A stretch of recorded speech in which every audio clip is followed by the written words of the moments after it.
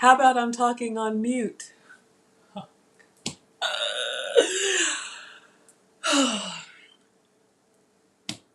right, let's start over. Let me turn the air down too. I know, y'all. I'm so sorry.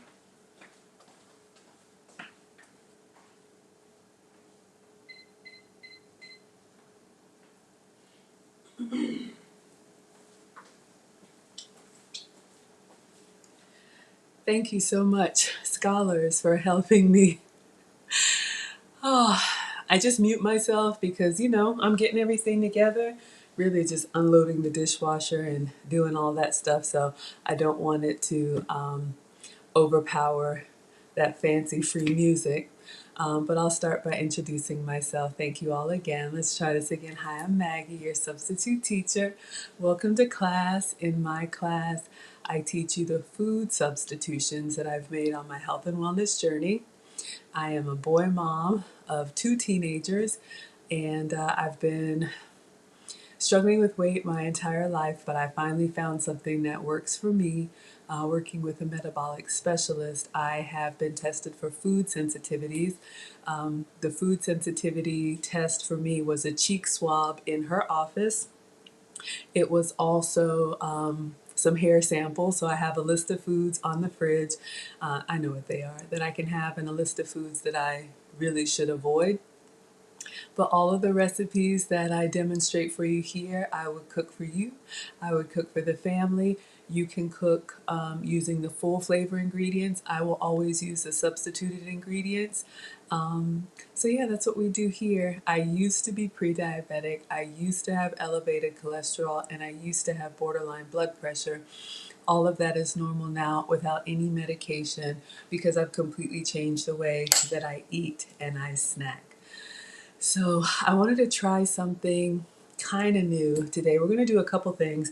If you guys were on yesterday, I meant to do some candied pecans and I forgot to order the pecans, and I was actually pretty frustrated. But I did order some, so I want to do the candied pecans because it's summertime where I am. It's starting to get nice and hot. Summer salads, plus, I want to try and get the rest of this weight off. You all hold me accountable so I can age gracefully. But yeah, so we're gonna do a recipe that I've done before for crab cakes. But this time, instead of using crab as the protein, I'm going to try some smoked salmon to see if I can make some salmon cake. So this is a savory dish. It's not a sweet cake. And I'm going to do the same spinach salad, maybe with some strawberries. That balsamic that we did yesterday was really, really good. So we'll give it a try. But yeah, we're going to candy the pecans, and we're going to make the salmon as well. So let me start by taking attendance. I'm so glad that you all are here. Whatever brings you here, whether you love to eat like me, whether you love to cook like me, whether you like to watch me do it, you're most welcome here. We are the family friendly, happy and wholesome side of YouTube. So feel free to ask your questions. I will try to answer them as I go. I'm going to take my time, and I do the cooking demonstration. It usually takes a while because I get easily distracted, but everything that I make here is usually like a 30-minute recipe or under. And then once I make my plate, I pull up a chair and we do our chat and chow portion. I try to only eat when I'm live streaming for you all, so you hold me accountable. So all I've had today is an orange and some iced coffee, so I am hungry. But we're gonna make a nice salad, and we'll see what else comes up today. All right, so let's take attendance. Hello, Amethyst. Thank you so much for being here. I appreciate you. Thank you, Wilbert. Y'all know I am a proud student of the lead attorney. And just like he says, struggle streaming sometimes his way to the top. I am struggle cooking sometimes. I am not a professional chef, and I'm not a professional YouTuber. I'm actually a former corporate executive, now much happier at home. But, I have bought Lead Attorney's course, and I am learning from, everything that he wants to share with us. So he said, if you're over 35, like me, I'm 46, you know, people need to know what you know. So I'm just here to share with you guys what has worked for me. And Wilbert, I actually thought about you because I'm thinking about doing a new series. We'll talk about that in a moment.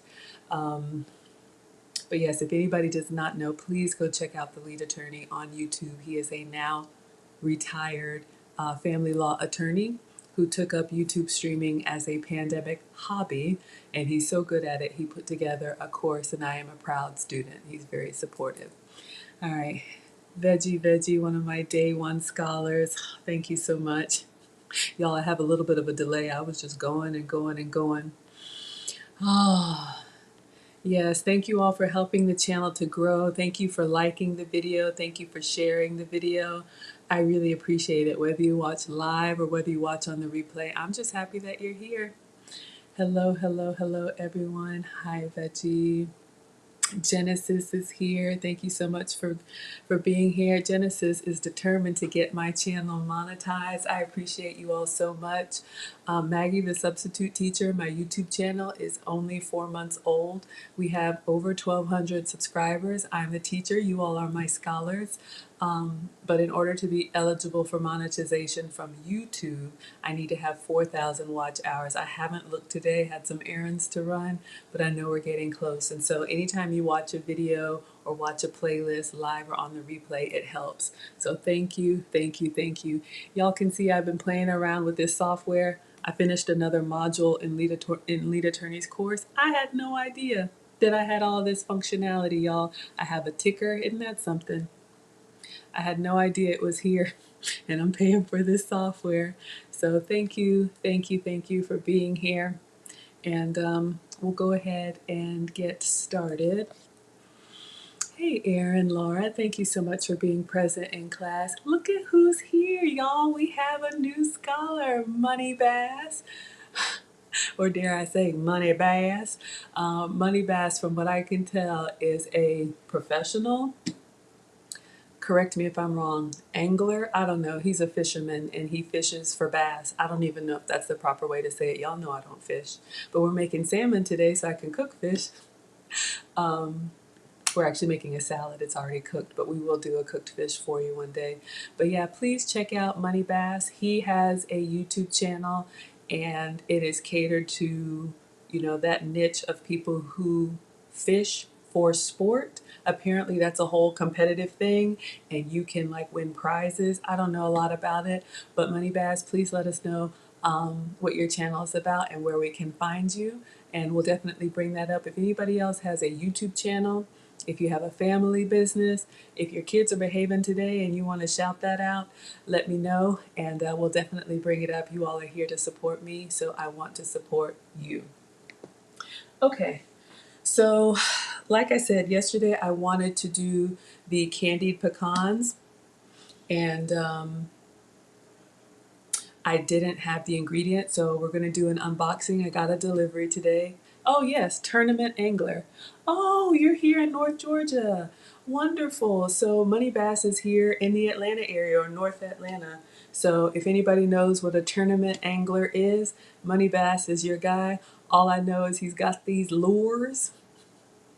I probably fished once as a Girl Scout and it was a bad experience. Y'all know. Come on, me? Mm-mm. But I'll get my uniform on. I'm very happy in the kitchen. So Money Bass, you catch it and I'll cook it. But I don't know. Do you keep the fish that you catch or y'all throw them back? I don't know what happens. We're going to start. I'm going to use my cast iron. Don't judge me. It's still messy from yesterday's crispy shallots. So I'm going to take my stuff off. We're going to clean our cast iron, wipe down everything. I'll show you guys how I do it, and then we're going to make our crab cakes using salmon. So I just called them salmon cakes. You might know them as salmon patties. You may know them as salmon croquettes or croquets. Somebody correct me. So yes. All right, so let's get my uniform on. So I'm playing around with my software. So you guys know that I do have Maggie merch. Some of you all have asked. We have adult size and we have kid size aprons plus a whole bunch of other stuff. This one is the long size. So I'll show you guys this apron that I'm wearing. Let me see. I'm getting fancy here. Who knows? It may get a little. All right. So it's nice, good quality, like a nice linen. It's got an adjustable neck strap. And the long length, you can see, goes to the top of my knees. If you're taller, I'm 5'7", so I'm a little bit above average height. I like the long because it covers everything that I'm wearing up on the counter. If you're a little bit shorter, you can get the standard, and then we also have kid sizes, and then you can personalize them on the website too. So if you wanted to put your name or something on it, you absolutely could. All right, so let me go get, actually let's clean first. All right, so you guys have commented about my cast iron. I used to be intimidated by cast iron, but it's really a great tool. It kind of does everything. You just need to give it a little TLC when you're cooking. This isn't really bad. I had those crispy onions from last night, I know. So all I'm going to do is I'm going to go to the sink with hot water, as hot as you can stand it. I usually try to save these for when I run the dishwasher, because when I run the dishwasher, then it turns my sink water even hotter. I don't know, maybe that happens for you, but even if it's not on, that's fine. For cleaning it, I just have this little Rubbermaid kitchen hand brush is what I use. Never put it in the dishwasher, never use any abrasive cleaners. If there's any stuck on food on it, you see it's got this little straight edge here where you can like scrape some of the food away, but this doesn't have that. So I'm gonna go under the hot water and I'm just gonna go in there and get all of the oil and crispy onion bits off, rinse it and dry it, and then we're going to grease it up and use it again. All right, so let's see. All right, everyone. So let me turn on the hot water. I'm gonna let it run for a second so it can get really hot. I'm gonna go get our first package. We're going to unbox. I got a few things. I know, Erin, you're not alone. Y'all, I was afraid of it too, but I'm using it today, and there's a reason why. I'll show you.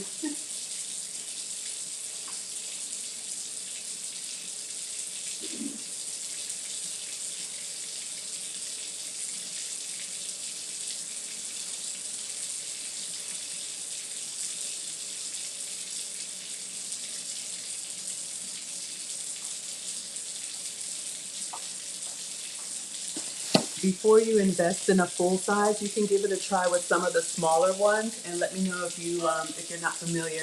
I'm just gonna go underneath the water, just the brush and the hot water, no cleaning product.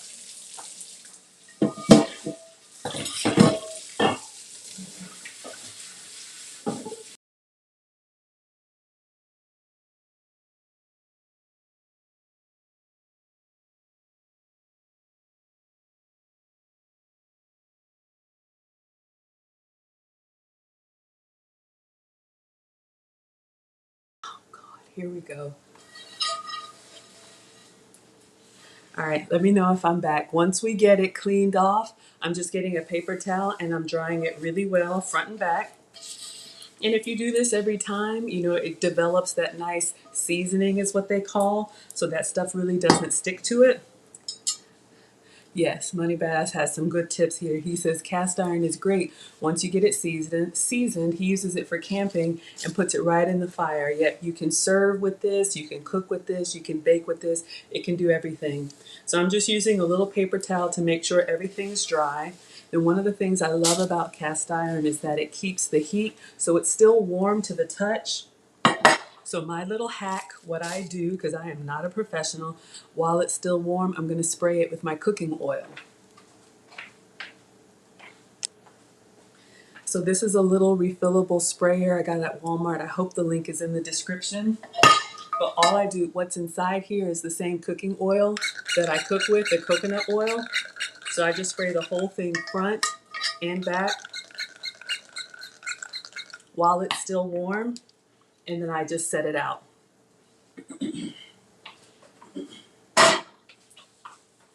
So what's inside for me is coconut oil, but you all have shared some tips. You can use olive oil, whatever oil that you prefer. I am not the food police. Please do what works for you.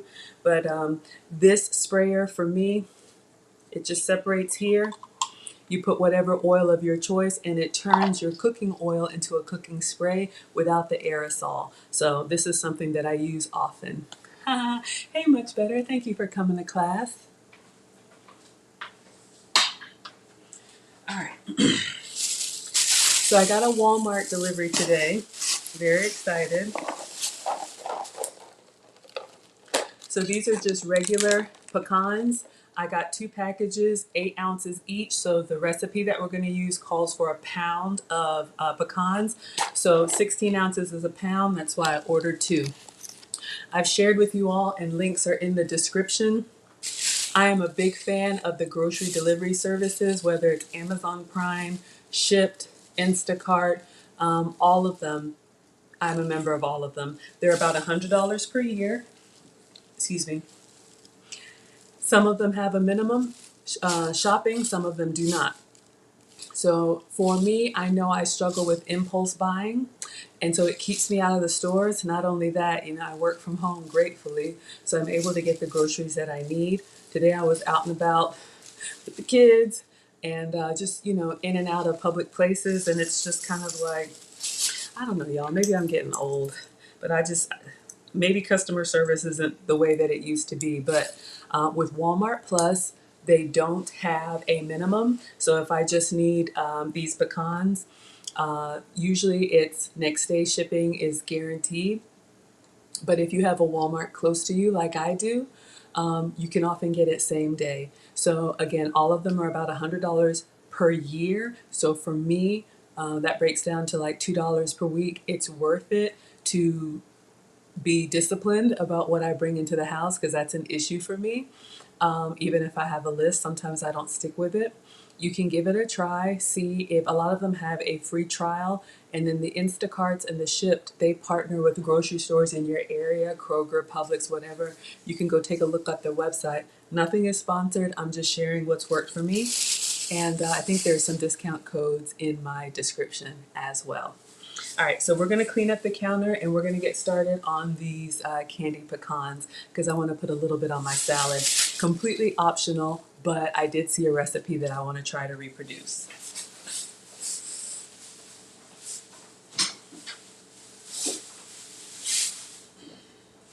All right, so I still have my cooktop here. I'm going to clean it and show it to you guys. It's a little messy.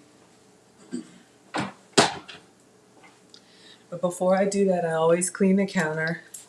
I love the kitchen, but these countertops, it's just hard to see when there's a spill or a stain. So I always start by washing my hands and wiping down the counters. That way, as I'm cooking, it's just more hygienic and safer. But also, if I spill anything, I don't have to worry about something being on the counter. So I'm going to put together some little tips that I've learned. You all know that I am the daughter of a retired, what we used to call home economics teacher. And so I've been cooking since 1842. My mom, Nana, who's our principal, wouldn't have it any other way. I come from a traditional immigrant family born in Ghana, so I like to say African born and Southern raised. And when my mom was in the kitchen, my dad said, Maggie, in the kitchen. So I'm grateful now for my upbringing, because now that I have to make changes, I'm able to. So I want to do cooking lessons for kids, for teens, for singles, for couples, and for families, because I've been all of those.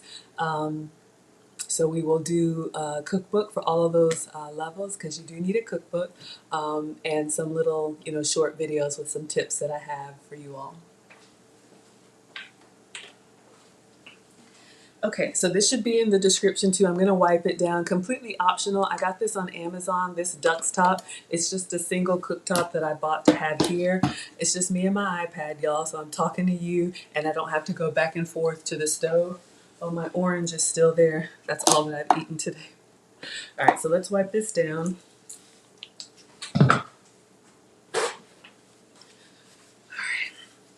looking for my phone because I'm going to do this recipe for the candied pecans. We're going to do them on the stove top and then set them out to cool. And then we'll make our salmon cakes using the crab cake recipe. Oh, Erin says, move over Martha Stewart. I was raised by the African Martha Stewart, but thank you. What makes you say that, Erin? All right, y'all, let's see. Where did I put my phone?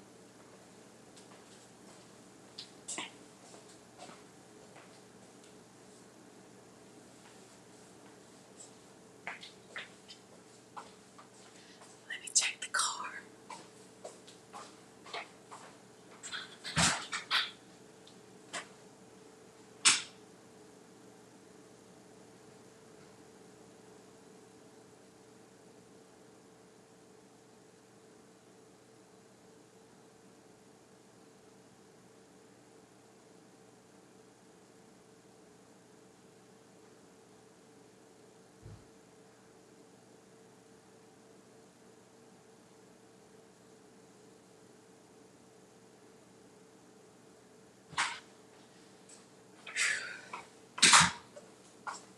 Yep, it was in the holster. Oh my gosh, y'all, I'm telling you.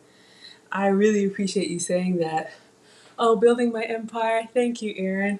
I really want to represent myself well and represent you all well. And sometimes I just feel like it's falling apart. But I'm committed, like I said, for the first, I'm just looking up the recipe, you guys. For the first 43 years, I had the standard American diet, the SAD diet. And, God willing, for the next 40 years, I'll be here cooking for you all. So we're going to have, you know, I try to respond to what my scholars want. When you guys asked for a meetup, we did an in-person meetup. Then you guys asked for a virtual meetup. We did a virtual meetup. That was a lot of fun. You guys asked for merch. You wanted kids and adults aprons. So we have aprons now. You can get them in white. I'm just printing our recipe. You can get them in white, yellow, khaki, all kind of colors. Customize it. I've got another website. Hello Snuggles is here. Oh, Snuggles, I tell you. So I have the Zazzle store. I have another store. Definitely going to do a cookbook. Maggie, the substitute teacher, just came from, I've been over here minding my own business, but when I would cook my food, I would post on social media. I've done it for years, and people would always ask me, did you make that, and how did you make that? And so, like I said, when I found Lead Attorney and him and other people were like, you need a cookbook, I want an autographed copy, I just decided to walk you guys through what I'm doing. So thank you so, so much. All right, let me get my recipe off the printer. Hello, Living Out Loud. Thank you so much for being here. 1 second.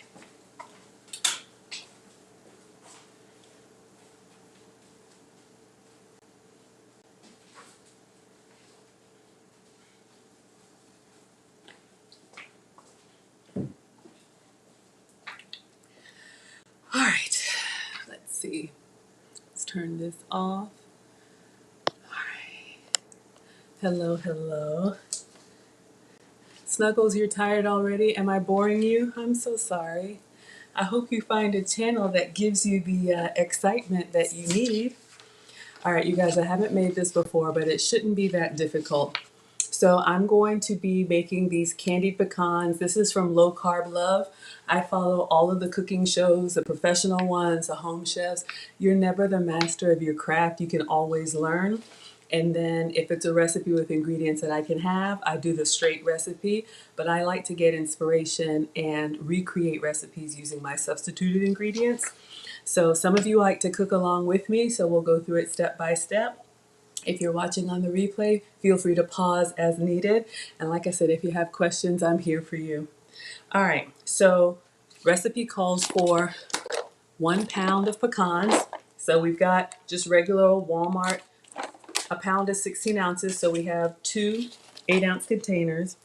It says 1.5 cups sweetener, and she recommends granulated monk fruit. So you all know I usually use Swerve, but I do have some monk fruit, so let me grab that.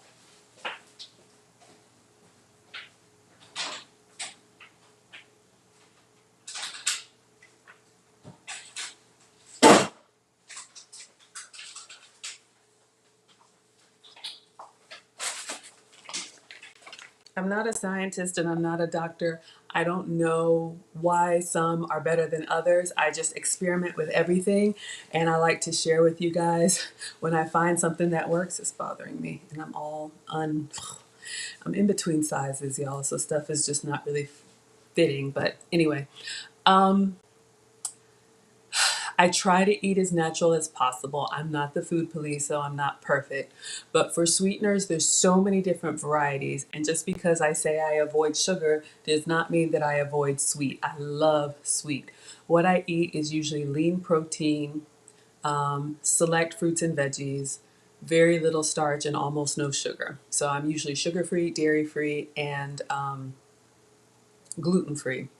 But this is what I'm going to be using today. So in her recipe, she recommends monk fruit. So all I know, because I watched the video, is that monk fruit is in this faraway place, I don't know, maybe Asia, and some monks found it and ate this fruit, and it was sweet, but it did not spike your blood sugar like regular sugar cane. So they harvested it and dried it and made all these different sweeteners, liquid sweeteners. Granulated just means the crystals.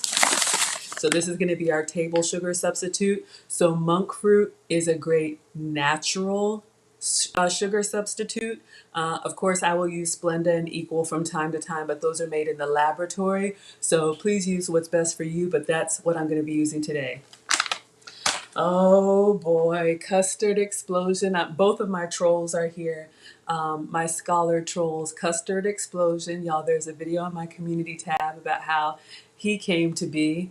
And Cousin Tony, y'all saw when we made the creme brulee, Cousin Tony bit the dust.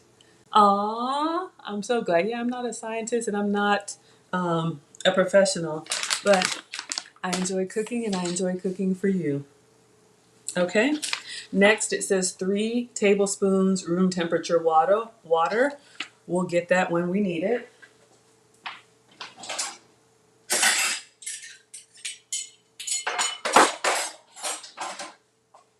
So I just got the tablespoon measure, and when we need it, we will get our room temperature water. 1 teaspoon vanilla extract. So I was out of my vanilla paste, but I did buy some more. I want to taste it. All right. So I bought something a little fancy from Amazon. I've never bought this one before, but it's a nice little gift set. You can use the regular extracts.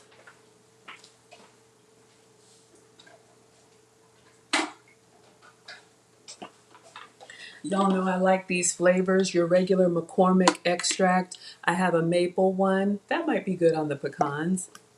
I have a peppermint one. That's great for holiday flavored treats. Banana. I think we did that in Cousin Tony in our creme brulee. I know, cousin, you were so delicious. I'm so sorry. But I'm glad you tasted good. And then lemon extract. I love that on the Maggie cakes. So you can get the liquid one. But let's see what this is. I just ordered this online on Amazon. I was being lazy. I put in vanilla, and this was the first one that came to the top of the list. So, of course, it's a sponsored one. Not sponsored for me, but y'all know what I mean. Hey, Caudell. Welcome to class. Thank you so much for being here. All right, so we've got some vanilla bean paste. I'm going to use this as the vanilla extract. So when you use these, y'all can hear that they are just pure liquid. I don't know how they make them, but it's got some alcohol, like not that kind of alcohol, but it's got alcohol and maybe like an artificial flavoring, which is fine. Use what you have. Start somewhere. We all did. But I got turned on to vanilla bean paste on some of my cooking shows and at the cooking class. I'm going to open this up so you guys can see. And I'm just going to use it as a one-to-one substitution. I've never heard of that. Snuggles, can you educate us? What are Angostura bitters? I've never heard of it. I do like to recreate recipes, and I will try, especially for my channel sponsors, any of you all who have donated any amount before my channel is monetized, you are channel sponsors for life because you took the extra step to go to another app to support me while I'm struggle streaming my way. So I put that in the little ticker, and I definitely want to thank you all. Let me know if I am missing anyone. I have you in alphabetical order. So thank you, thank you, thank you. All right, so hopefully you guys can see this is just the top of the vanilla bean paste. You see how it's like a little, I don't want to say slimy, but it's like a little syrupy kind of flavoring, and it's got the actual vanilla bean seeds, I don't know, in there. So let's taste it and see how that is. Oh, Wilbert wants to know if I've tried chicken recipes. I just saw the cauliflower chicken in there. I eat a lot of chicken. Well, interestingly enough,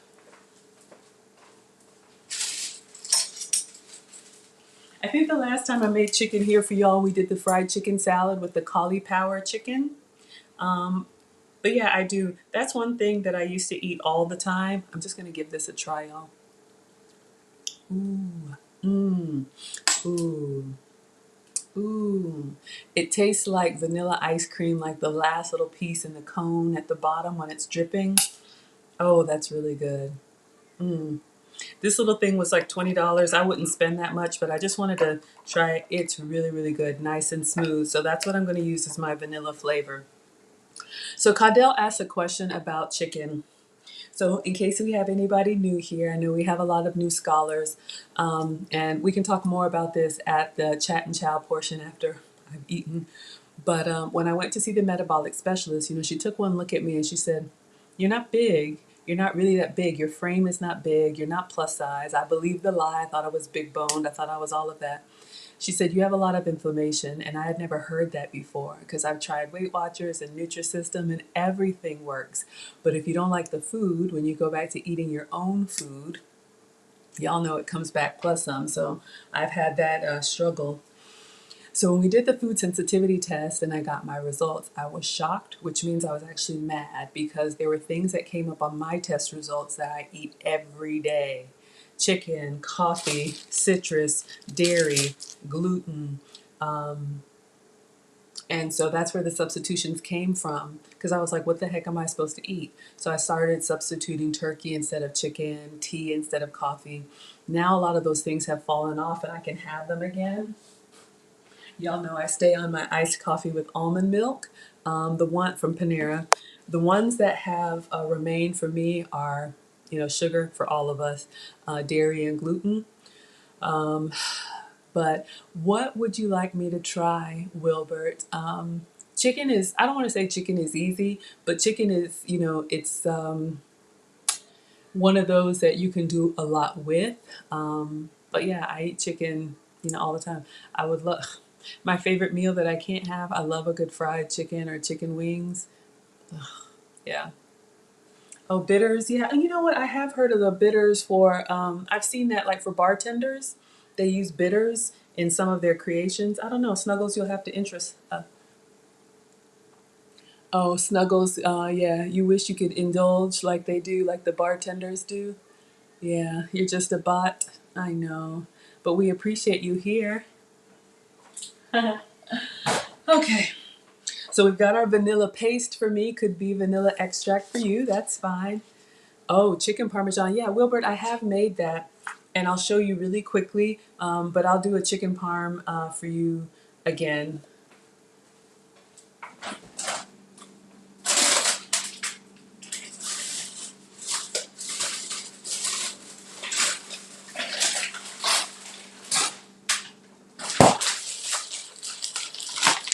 I have a great substitute if you like chicken parm or fried chicken or chicken fingers. Since I can't have gluten, as much as I love bread, bread doesn't love me back. But this right here, cauliflower, you can get it at Target, Walmart, Whole Foods. It is real chicken, but you can see it's coated with cauliflower. So this has been approved for me. And so these are real chicken tenders. So what I've done in the past is I would air fry them. And then, just to cook, they're already cooked, but just to warm and crisp them up. Then I would cover them with, like a sugar-free marinara sauce or a natural marinara sauce, goat's cheese, some Italian seasoning, put it up underneath the broiler. It is excellent. You could eat it by itself, or if you wanted like a noodle substitute, you could do it with zucchini noodles. Excellent. So if you want, maybe I'll stream twice. I've got some plans later, but if you want, I'll make that, no problem. Thank you about the Okay, so Snuggles is talking about caffeine. Are you scolding me about my iced coffee?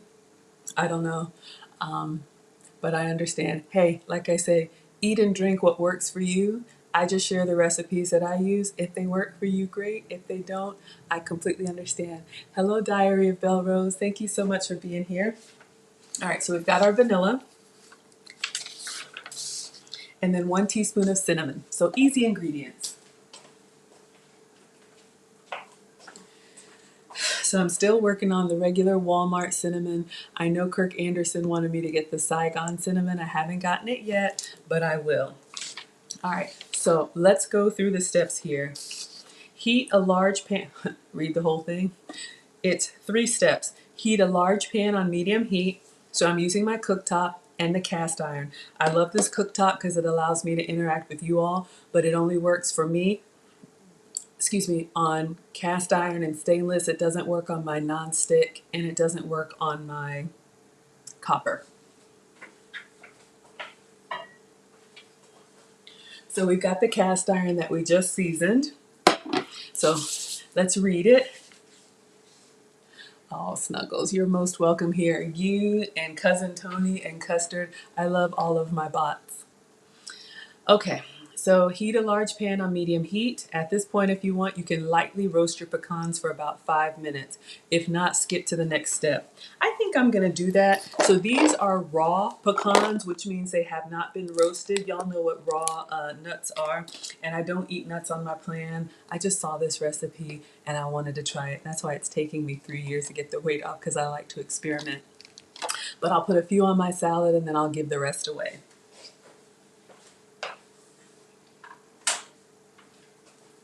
So you can easily roast nuts yourself. You just put them dry into a hot pan, and you just kind of move them around until they become fragrant, which just means when you add heat, it just exposes or opens up, I don't know, but the oils and stuff, and you start to smell the roasted nut smell.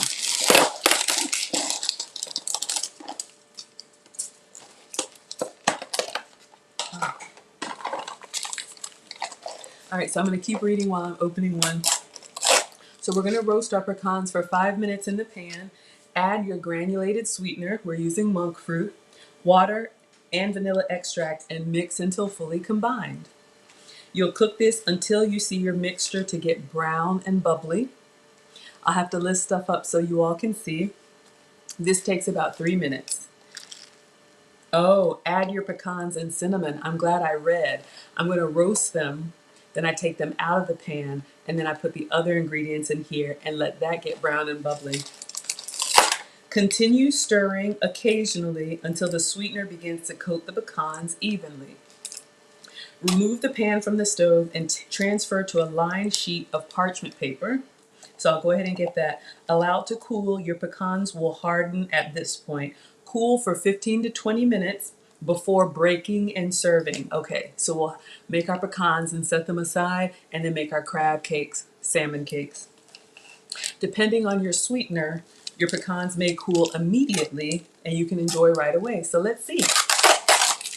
All right, so you guys see we just have regular pecans. I remember picking these as a kid. So I have the pan. I'm gonna go ahead and turn this on medium. It's got a little bit of oil in it for me just seasoning it. So I'm gonna see if I can let it heat up a little bit and start smoking a little bit. I have 2 packages of pecans. Oh, I was born with this energy. People tell me I have young energy. I'm feeling a little bit today, but it's okay. Life happens. And the kitchen really is my happy place. All right, so I'm just opening up the other container of pecans. So what I'm doing, if you hear the fan, we've got our cast iron going. I'm just waiting for it to heat up, and what I'll do is I'll put my hand over it, not on it, but if I can feel the radiant heat, sometimes that's how I know things are ready. So we've got 2 containers of pecans opened up, and this is just regular Walmart raw pecan halves.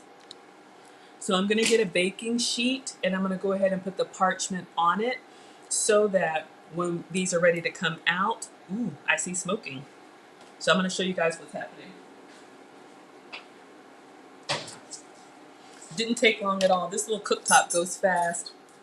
So if y'all can see, it's already starting to smoke.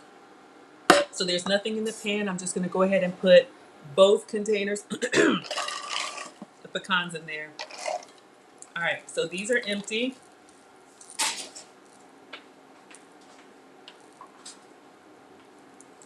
So I'm just going to roast the pecans in here.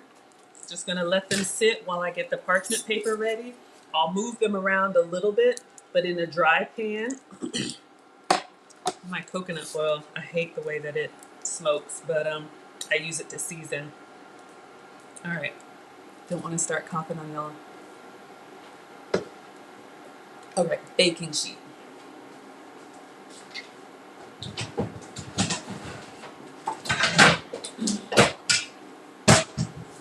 So this is a baking sheet. I know it looks kind of janky. It's just me in my kitchen, but this is a baking sheet. You can get a half baking sheet or a full one. So if you think about those big like rectangular cakes, it's about that size. I'm gonna put some parchment paper in here just to be ready for the pecans.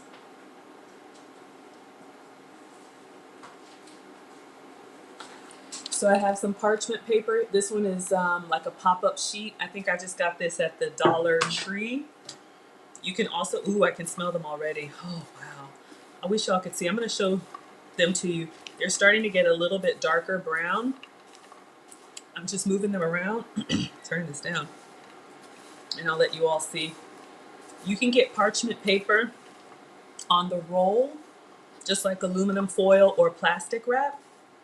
Parchment paper has been treated with silicone, so it's great for non-stick. I use it in the air fryer. It's great to reheat things that you want to kind of keep crispy. It's very different from wax paper. Trust me, I made that mistake. All right, so I'm just moving these around and I'll let you all see. So they look kind of the same, but if you look closely, you see how some of them are starting to brown? And I can definitely smell kind of that nuttiness, that roasted nuttiness. So I just turned it down a little bit and I'm letting the pecans, you can see how they're starting to, so this is just dry in the cast iron. Again, this step is optional. If you want roasted candied pecans, then you do this. If you just want the candied pecans, you can skip this step. All right, so we're gonna let them sit for a couple more minutes.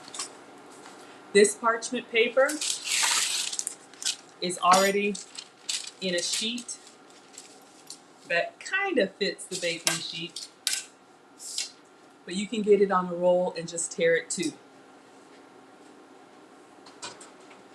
So I think what I'll do, once I'm done roasting these, which they're looking pretty good, I'm going to go ahead and just move them over there on that baking sheet out of the way, and then we'll get our candy mixture going.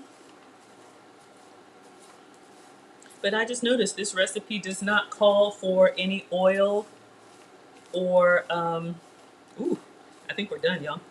Doesn't call for any oil or butter. So it's just gonna be the sweetener. So let's see.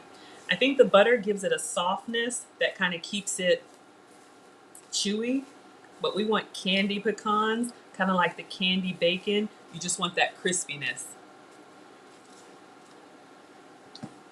I sure did. Y'all see it's hot? All right, I think we're done here. I can definitely smell the nuts, and I don't want to burn them. They're definitely roasted. I'll let y'all see. So you can see how we got some nice spots on there. So I'm going to go ahead and put these on the paper.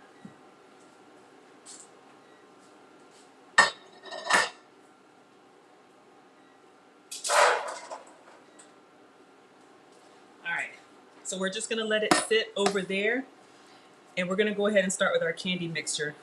Let me just wipe this out. I know the nuts are coming back in here, but it's got a little bit of dried pecan. Just want to get the little crispy bits out. Okay.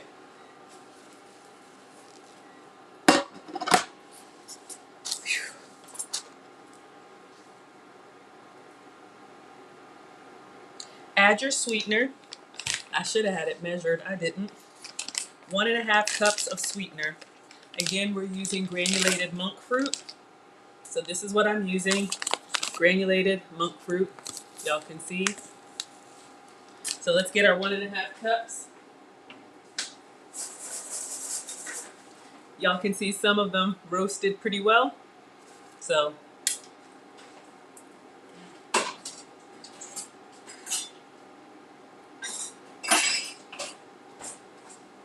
nice and warm.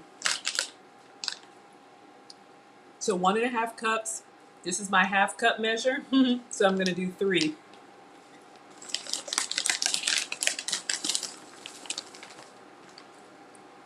So you can see it's a little bit rounded, but we've got 1,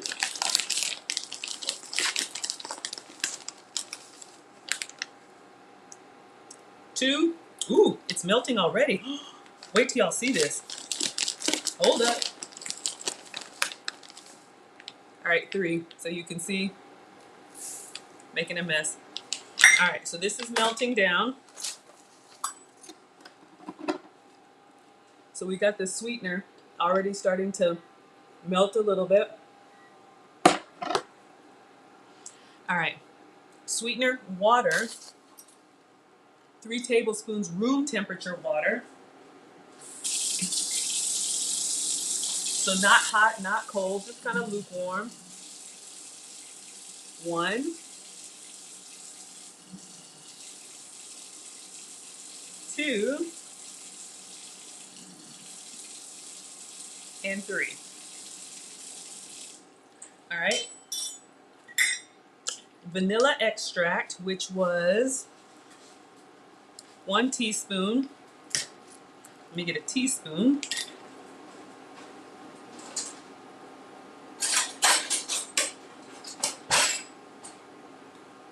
So we got a teaspoon here. All right, I'll just have to pour. Y'all can see how it comes out kind of like this gloppy. So that's going in there. Oh, I'll show you guys what we have. Apologies, and I'm gonna lick it. So good. So we have the sweetener, you see the water, and I just added the vanilla. Okay. Mix until fully combined. So I'll just use this same spatula, and I'm just gonna stir it up. Stir it up. Looks like molasses, doesn't it? Yeah, you're right. All right, so my granulated sweetener hit that hot pan, and it's kind of stuck at the bottom. Let me see if I can get it up. I'll show you guys what I have. All right, just scraping up a little bit. All right, so let's see. Mix until fully combined. I just got some, I'll show you guys. The sweetener kind of, hold up. We had that problem already. All right, so the heat is coming back on and it's mixing up. I'll show you guys what I have. See how the sweetener kind of formed like little icebergs in there? Different sweeteners act differently from sugar. So let's see. We're still on medium heat and I'm just stirring. Let me cover my fancy vanilla paste. Let's move this out of the way. Don't want to knock that over.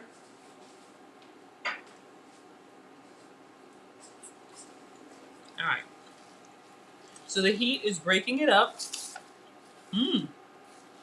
You could just do roasted nuts with salt. You could eat them raw, but having that little char on them gives them like a little smoky. So we're stirring nuts up. All right. Takes about 3 minutes. You'll cook until your mixture starts to get brown and bubbly. So I see little bubbles, but it's not brown yet. I'll show you guys what I have. I'm just keeping it stirring.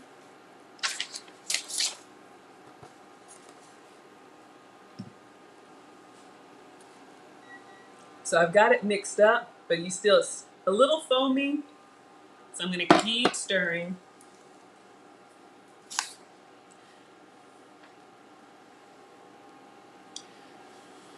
Wait a second. I thought Cousin Tony was flambéed. How are you back from the fire? Let us know, Cousin Tony. And I'll be the judge of who tastes better. But thank you for your opinion. So I'm stirring.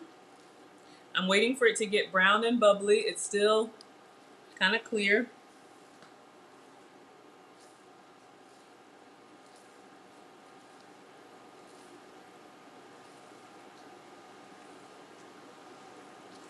Hope everybody's doing well. It's nice and consistent now. I had a few chunks of sweetener. Oh, it's starting to foam, y'all. So it's kind of starting to do like the toffee thing. I'll show you. See how it's starting to foam on me? So just like butter goes from solid to liquid to foamy, then it'll cook down. It'll give me that nice, hopefully nice brown.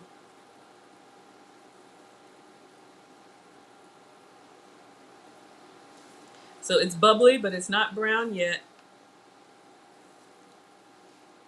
Custard says we are the... So I got Custard and Cousin Tony. Okay. Man, I tell you, you guys are here to make your presence known. Has anybody ever cooked with monk fruit? Or what sweeteners do you all use? Do you just use sugar? If you can have regular sugar, have some for me. I'm cooking this. It's still bubbly, but I don't see brown yet. But that's the other thing. This cast iron, because it's dark, sometimes it's hard to see. But I'm just going to stir until the foam turns brown. It's still kind of cloudy and white.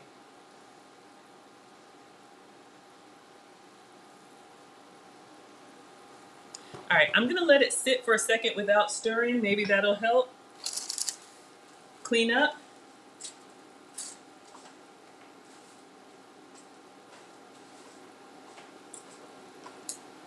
Still going.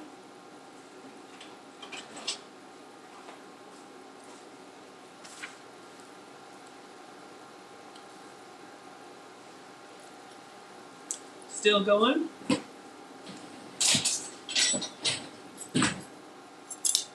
I'll show you guys what it's doing. It's starting to get a little bit brown, but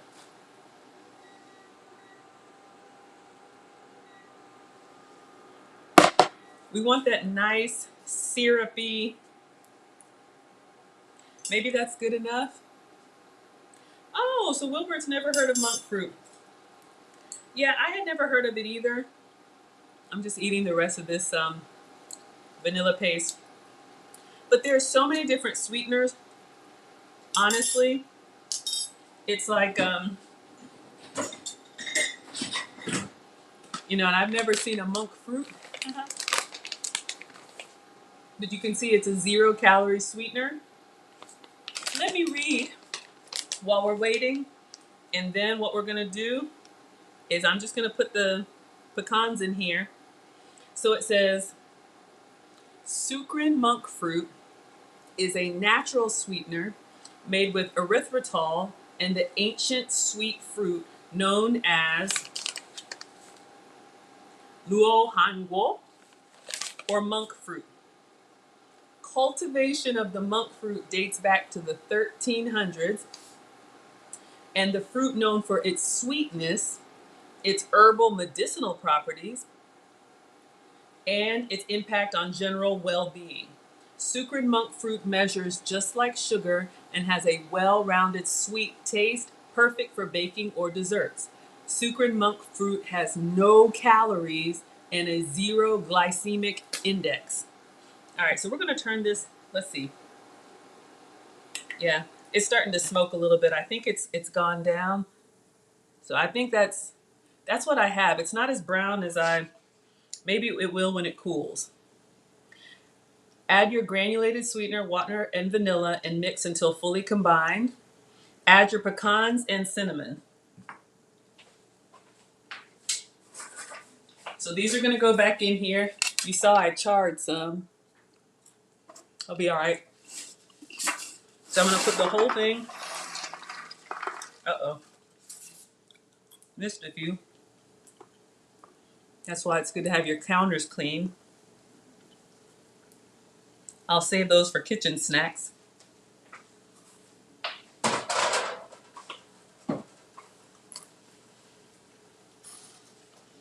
Add your pecans and cinnamon. It's in 1 teaspoon of cinnamon.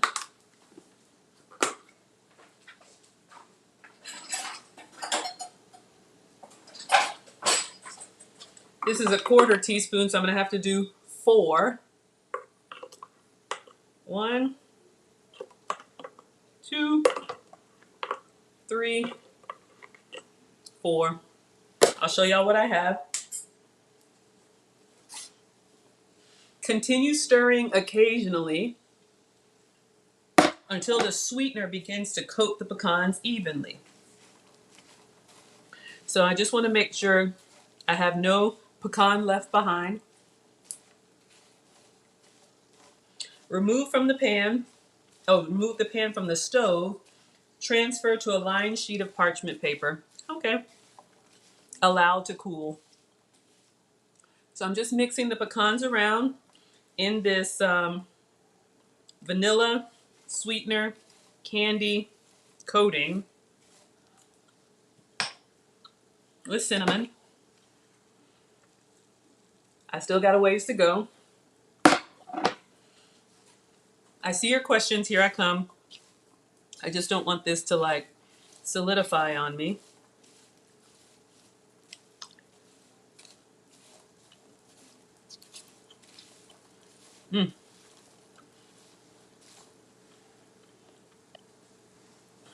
Okay.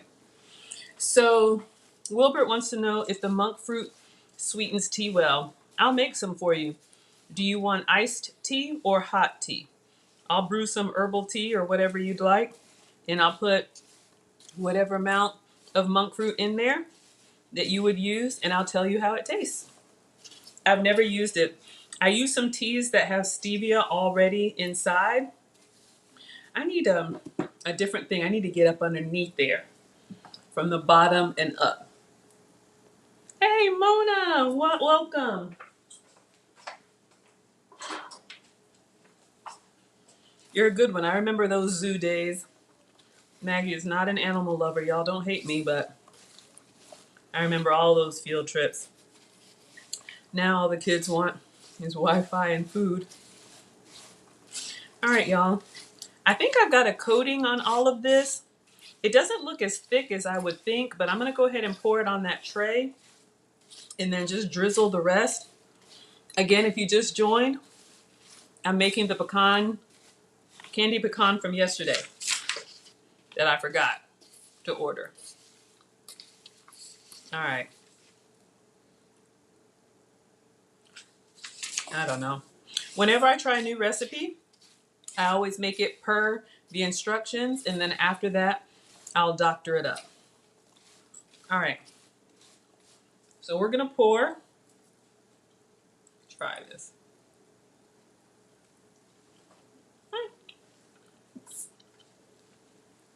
Got our baking sheets.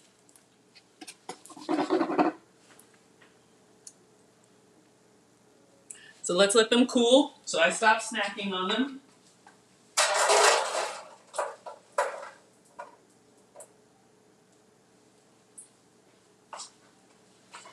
Uh-oh. All right, let me smooth them out over here.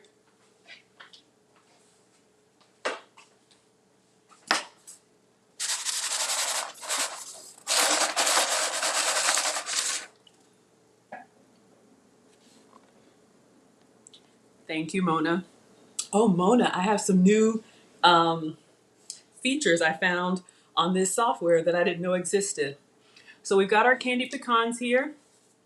They're nice and warm. I'm going to let them sit back and cool. Hot.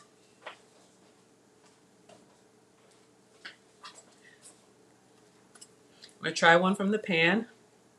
Hot. Ooh,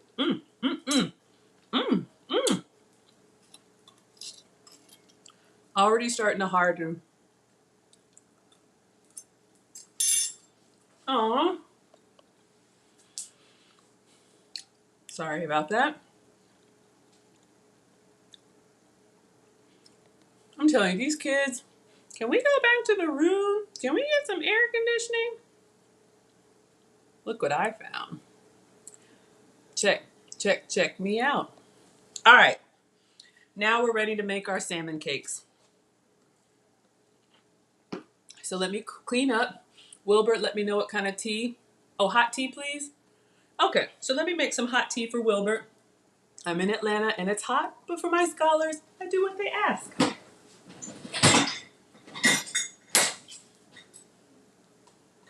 Just cleaning up. And I can always pour it over ice, but we'll season it hot. I mean, sweeten it hot.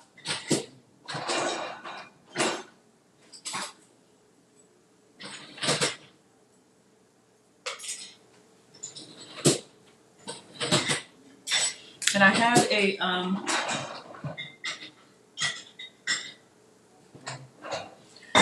sorry y'all, just loading the dishwasher. I just act like I'm at home because I am. 6 miles, Mona, that's awesome.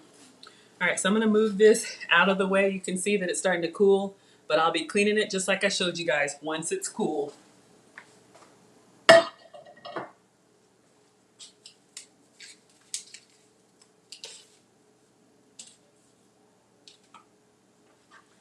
All right, so I got a little tea bag here from the hotel, I know, but we're gonna make some hot tea. Just cleaning my little cooktop. Do I need this for crab cakes? I don't think so. So I'll move this too. So I'm not touching the surface, but I'm just moving my little cooktop.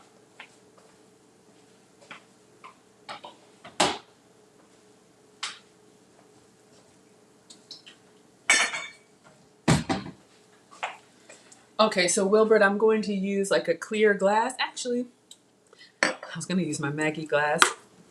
And we're just gonna do regular black tea. Unless, Wilbert, is there a particular tea that you would like? I do have like cranberry tea and other flavored teas, but oh yes, we're gonna try. That canned salmon that I used last time, I was not a fan. The whole bone situation. So I got some flaky smoked salmon from Whole Foods, and that's what I'm going to use today. All right.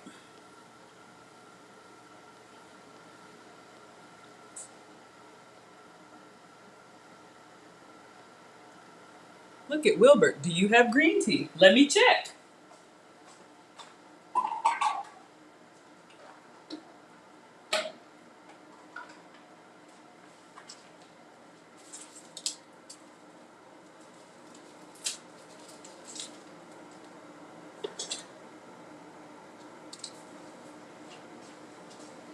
I have this green and black tea, and I'm gonna check the pantry.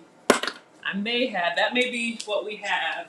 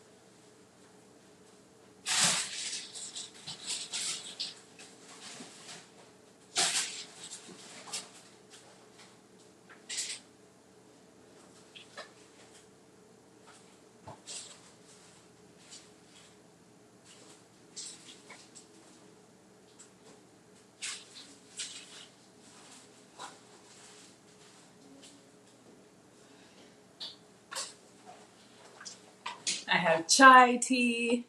I have cinnamon tea. I didn't find green tea, so I'm going to use my blend.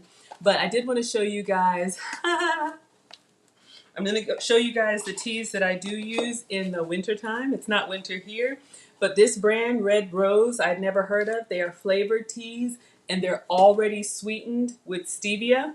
So 0 calories. You can see they have all these different flavors. You can see 0 calorie and already flavored, and stevia is in the tea bag.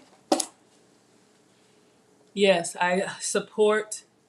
Thank you all. Thank you all. I tried to remember all the little things that Mona puts on there. All right. I'm trying to get fancy, y'all. Look at Maggie. All right. Okay. So, but I love it, Mona. It reminds me. All right. So I have Harney and Sons, one of these little sachets. And I'm just going to turn the Keurig on.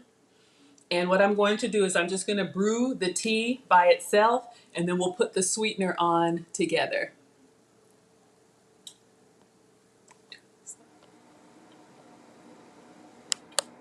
Y'all. Okay. All right. Sounds tasty? Okay.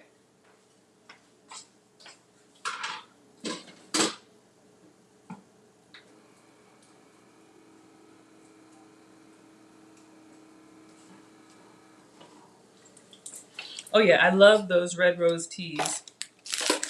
They have a whole list of flavors.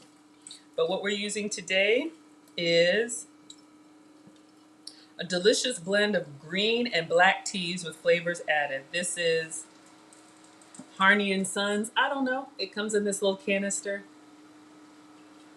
Ah, yes. Ooh, where did I get this? I think I got it from the website, but take a look. So this strawberry cheesecake herbal tea, this is great to sip on after dinner. But you can see here, 0 calories, sweetened with stevia. So when you steep the tea bag, it already has the sweetener in there, caffeine free.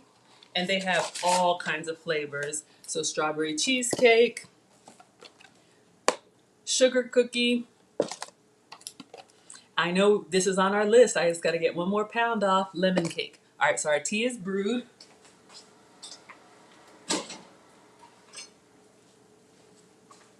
All right, so I'm using a glass so that you all can see.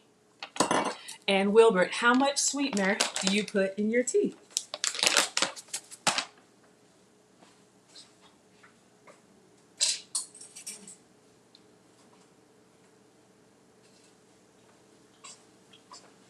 Being greedy.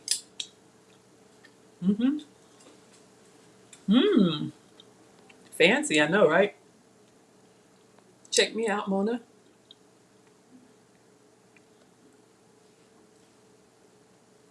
Trying to do my best. Okay, just enough to make it sweet. Okay, well then I need to stop eating these candy pecans. Let me cleanse my palate. All right. So Wilbert wants to know if the monk fruit sweetener works well in tea. You can see 0 calories. It's a sugar replacement made from plants. So I like sweet. So I'm going to show you guys. I have a heaping teaspoon. And then what I've learned in my etiquette classes, I know you all asked about this. I posted a video on my community tab. You're not supposed to stir. You're supposed to go back and forward. 12 to 6 on the clock. All right, so let's see how it goes.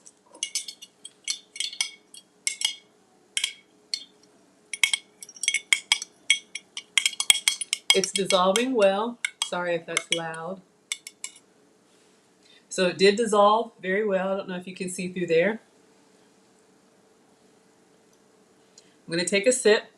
This is the green and black tea. I need another teaspoon. I can taste it, but I like more. And that that makes sense because if it were proper sugar, I would have done 2 teaspoons, even though mine are heaping.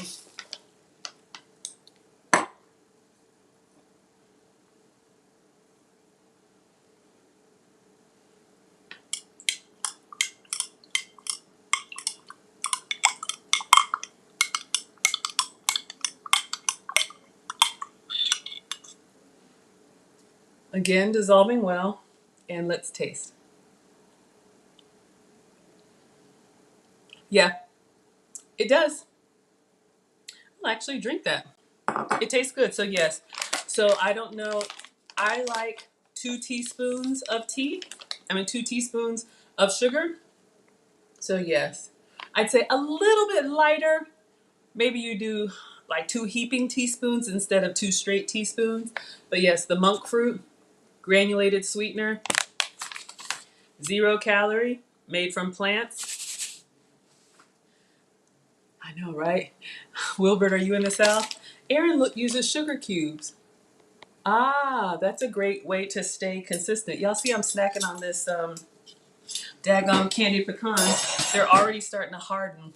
I like sweet too, but I still can have it without sugar. I need to put these away.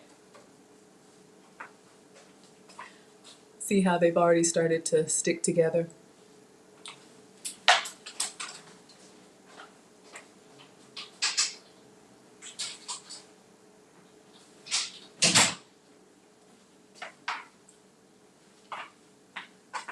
Okay, no more until the salad, then I have to give them away. All right, so candied pecans are behind me cooling. Thank you, Mona. All right. Drinking Wilbert's monk fruit tea. This mason jar from Southern Breeze is the iced tea version of this. So it's a cold brew, or you can brew it over ice, and the sweetener is in the tea bag. Excellent substitution for our Southern sweet tea. Okay, crab cakes using salmon. There's my phone. I'm going to print out the recipe again. I've done this before, but I just like to.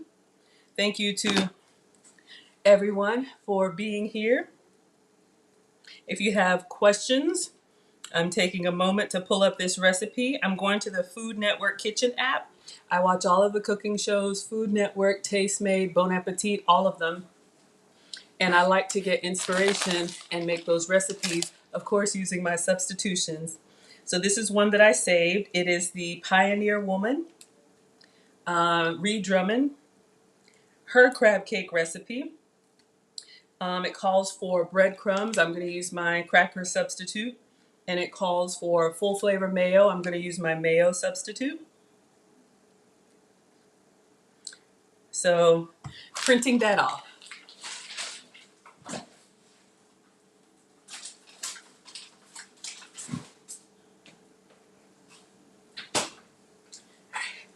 I'm going to blow my nose. One moment, I'm just going to mute.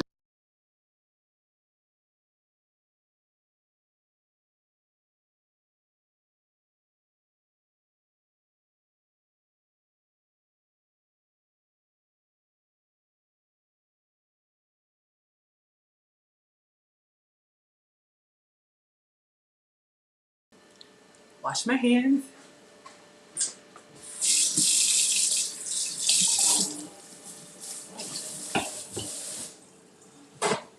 Wilbert's hot tea in the summertime got my nose running. Let me go get our instructions and we'll get our ingredients out.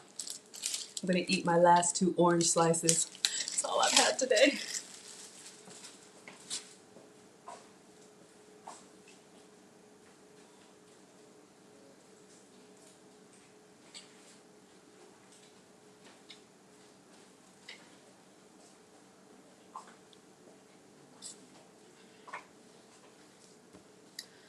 I'm wondering if I should do the macerated strawberries again. They were so good. We're going to finish the rest of that spinach. Okay, so now what we're using is a Food Network recipe, crab cakes, by Reed Drummond, but instead of lump crab, which I do have, I'm going to substitute salmon. I'm going to cook them the same and see how they turn out. So it calls for 1 large egg,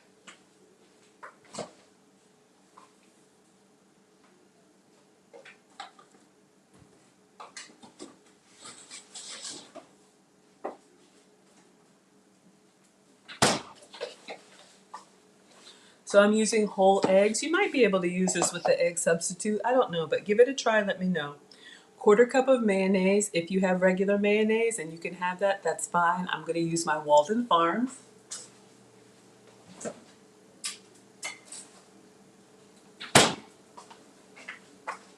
I think links should be in my favorites, but this is what I use. Y'all are going to hear me talk about condiments and beverages a lot.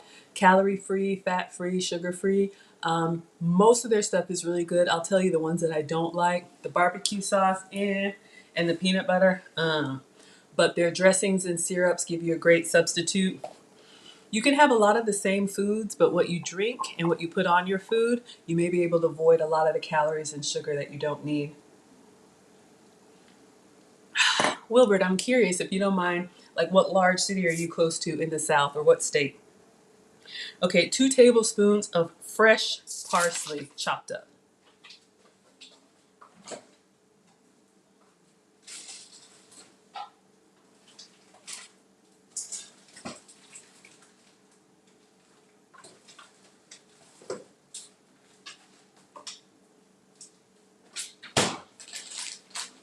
Another reason I wanted to do this recipe is because I asked for cilantro in one of my grocery delivery orders and they gave me, oh, this is cilantro. Hold up, see? I made the same mistake.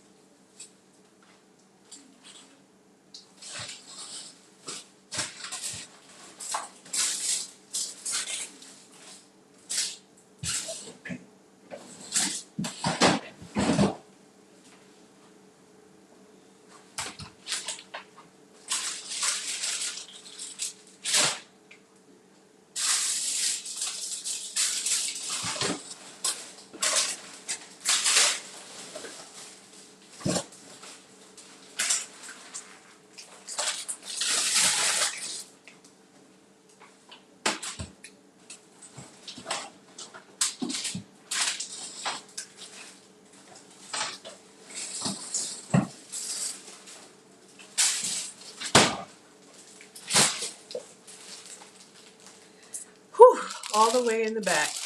So I got parsley instead of cilantro, so I was like, you know what? I'll go ahead and use it in another recipe. When we did the cook along for the crab cakes, the first one, Lisa did this with the herbed dried parsley. She said it tasted fine. Hi, Titanium. Thank you so much for being here.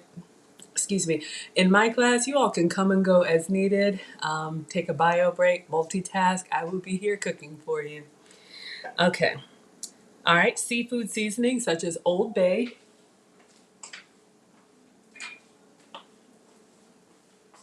So we've got our seafood seasoning, probably a kitchen staple. 1 teaspoon Dijon mustard. Y'all know I don't like Dijon, but in this recipe it's okay.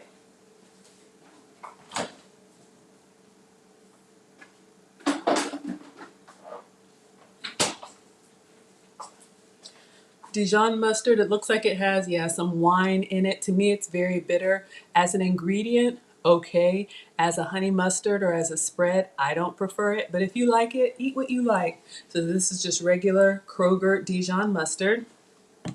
Absolutely. Titanium, you need a hall pass. Okay. 1 lemon, zested.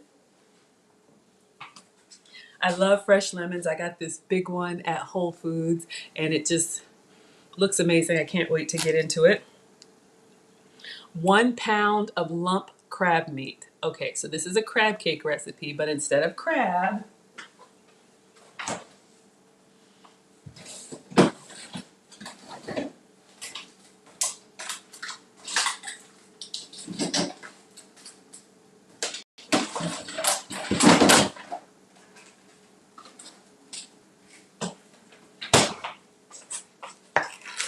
All right, so this is what the recipe calls for, and I do have lump crab. You can get crab in your seafood section, usually in the refrigerated area. So I bought 2 of these. So these are like little pop tops of just crab meat.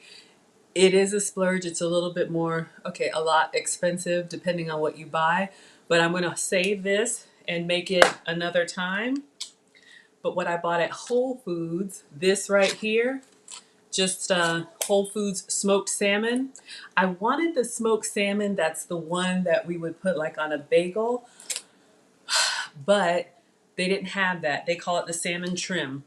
So this is 4 ounces and it calls for a pound. And a pound is 16 ounces. So I bought 4 of these. So this is just smoked salmon that I got at Whole Foods that you could put on top of a salad or whatever. So this is what I'm going to substitute as my crab meat. Oh, Titanium, you don't like Dijon either? I know, it's just got that weird funky taste. It doesn't work for me. Okay, so the recipe calls for half a cup of Panko breadcrumbs. So y'all know I'm gluten sensitive. If you can have breadcrumbs, please have some for me, but I'm gonna make my own.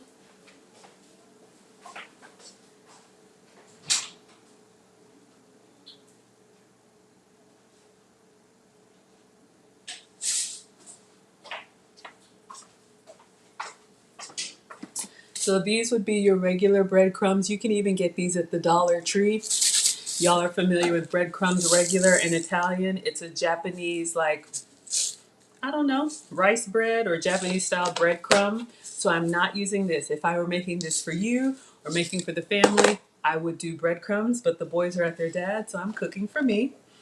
Just for me. This is what I'm using. Good Thins. These are my crackers. So you can see these are made with rice. Gluten comes from grain. I'm sensitive to grains. So the way that I make my own breadcrumbs. Oh, you use Dijon when you make honey mustard. Okay, Mona. Let us know your recipe. I just did mustard and honey and it was still too strong for me. So I have these rice crackers. This is what I can snack on. I'm allowed 16 per day, and yes, I do count them. So you can see here, it's like a big communion wafer, right? Mmm, mmm, mmm.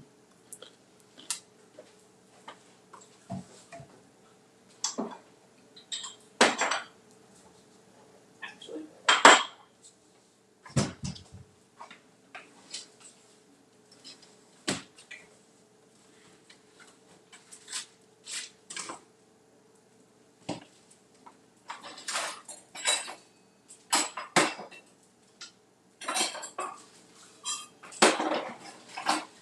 Okay, so let me show you guys my substitute for making my own breadcrumbs. Yes, communion wafer, y'all know what I'm talking about. But these don't melt. You gotta work on them. You gotta crunch them down, and they're good. I'm gonna have some, and then I'm gonna drizzle. I'm gonna put some goat's cheese and drizzle some honey on them. Honey substitute. It's an excellent snack. Okay, so the recipe calls for half a cup of breadcrumbs. If I had my half cup measure, what I do is I take my rice crackers. So I remember from before, it's about 8 rice crackers. So I'll cook 8 in the crab cakes, salmon cakes, which I still won't eat all of, and I will crush 8. So let's say I'm gonna get 4 communion wafers. These can be whatever bread substitute you can have. 1, 2, 3, 4, 5, 6, 7, 8. So what I would do, imagine this is a half cup measure. It's actually a whole cup because the half cup I used on those pecans. But what I would do is I would take what the ingredient that I can have and I would measure it out. So let's say that's about a half a cup. I know it's hard to see. Then I'll take them out of the measuring cup, put them in a Ziploc bag, use the rolling pin to crush them so I have breadcrumbs from my recipe, but from an approved ingredient. So that's one of the ways I make substitutions. So we're gonna do that now. Y'all know about those communion wafers and the kids wanting that grape juice.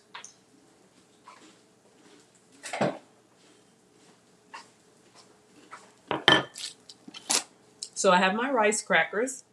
I have them in a Ziploc bag. And if you don't have, you can also just, I'm going to use a rolling pin and just smash them on the counter. Turn. Kids could help with this.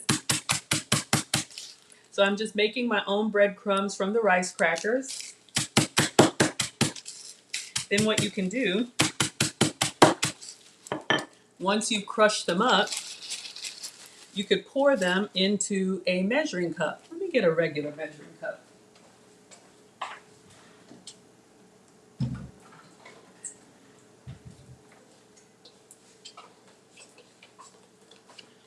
Want to try and get, you need some type of breadcrumb to kind of hold the fish or crab together. I take this out. I'm not worried about it. All right, so I have this Pampered Chef measuring cup. It's upside down. Oh, I know what I can do. So I moved it down to a half cup. And I'm going to pour these rice crackers in there, see if I have enough. I need some more. See, glad I didn't get greedy. So I need to do like 8 more. Maybe that's what it was. I can't remember. Oh, yeah, see, take out your frustrations on the crackers. Absolutely. So we need to crush some more.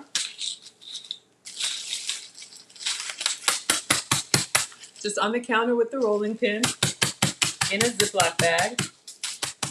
I know when Lisa did the cook along with me, she didn't have breadcrumbs either. She took regular sandwich bread, toasted it, and crushed it up.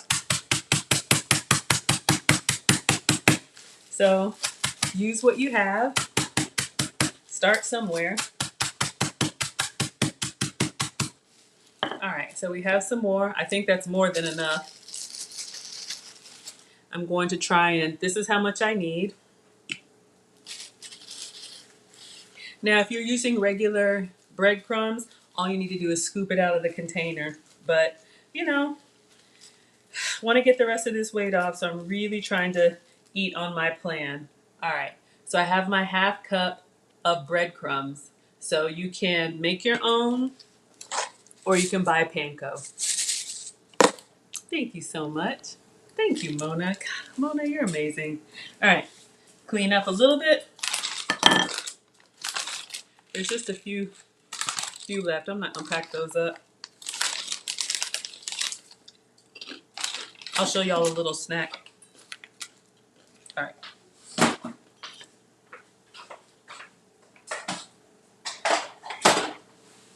All right, so we have our breadcrumbs, and breadcrumbs come in different varieties. You can get plain. You can also get Italian flavor. That's great for, Wilbert's chicken Parmesan if you're actually using chicken cutlets. Yes, salmon cake, salmon patty, salmon croquettes. What do y'all call them? I don't know. 2 tablespoons of butter. You know I love my butter. And I'm not going to make the remoulade. The recipe also has like this white creamy sauce. I'm not going to make that. I'm just going to have the crab cakes because they have so much flavor on their own. And I keep saying crab, but you know what I mean.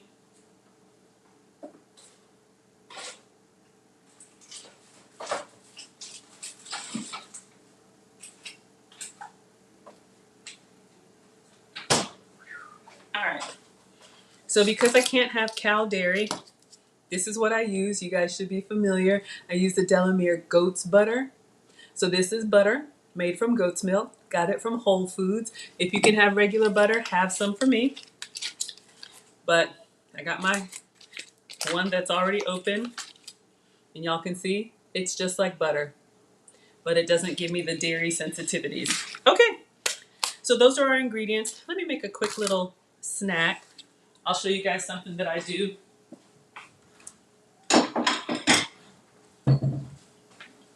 Between meals, This is not needed for this recipe, but I'm just going to make a little snack. I'm using my Chavry goat's cheese. This is one of my favorites, also from Whole Foods, Publix, buy online. This is a great starter goat's cheese. It's very mild. It's a soft, creamy, spreadable goat's cheese, so it's my substitute for cream cheese. It's my substitute for ricotta cheese. If you like a charcuterie board, you turn it upside down and just squeeze the sides, and the whole, I don't know, trapezoid, whatever that is, comes out nicely. But since I have 3 crackers left, I'm like, where are they? You just call them fish cakes. Look at Aaron Laura, nobody knows what grandma put in there. You know what? Thank you. I think I'm going to use that. We're going to make fish cakes. This would probably work on the trout. I still have some more trout. All of that. So I have my rice cracker. Gonna scrape up my goat's cheese. I like putting goat's cheese on my crackers and my fruit. Kind of keeps me fuller. If you can have cream cheese, have some for me. It's just a simple snack. You can eat it plain, just like this, or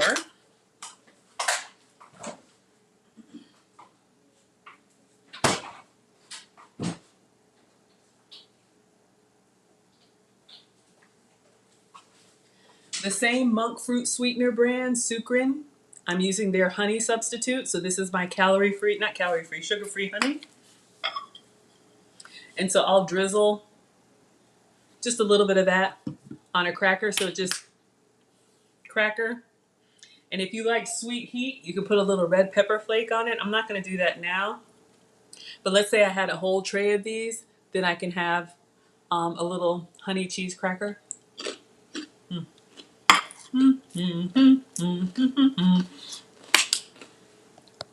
Ty, I would love a picture. Thank you. Let me know if anybody from the virtual meetup has not gotten what you're supposed to get from me yet. I can't remember. Y'all know I'm old. Just let me know. I love sending Happy Mail. That's what you guys get at as my day one scholars.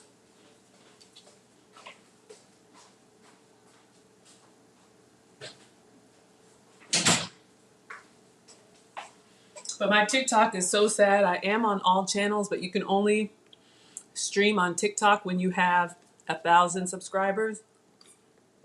I think I have 60. But we're gonna make our way around one at a time. I'm just scraping up this last cracker. But especially if you have a cracker with some substance, like one of the nuttier ones or one of the ones with the seeds and all that goodness. But still, it gives you a little bit of fullness with my approved ingredients. Mm.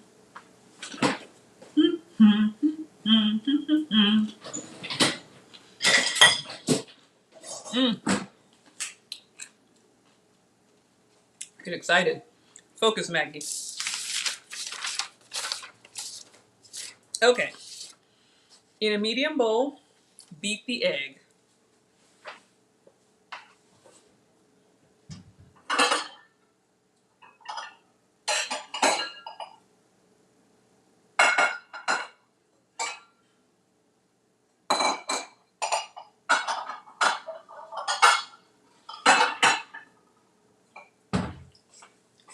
I'm just going to go with large because sometimes when the ingredients get too full, I don't want anything to spill out because I'm greedy.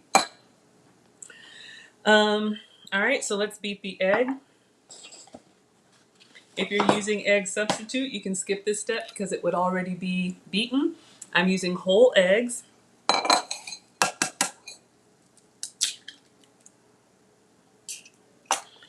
So we just have an egg in here. I'm going to get my little mini whisk and whisk it up.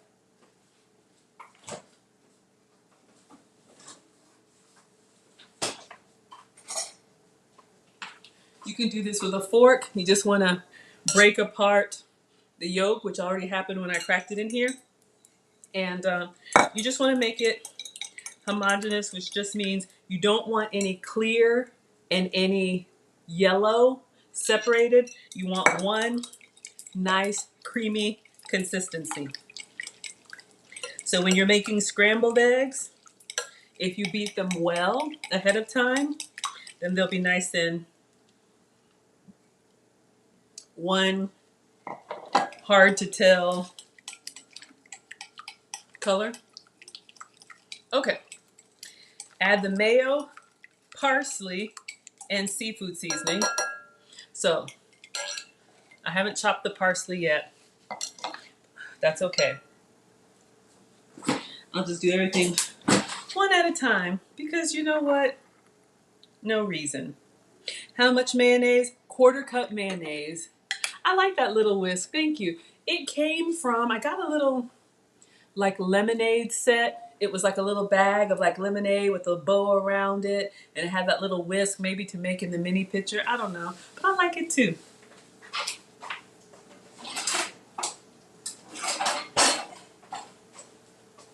All right, so it says 1/4 cup of mayo. If you can have regular mayo, have some for me.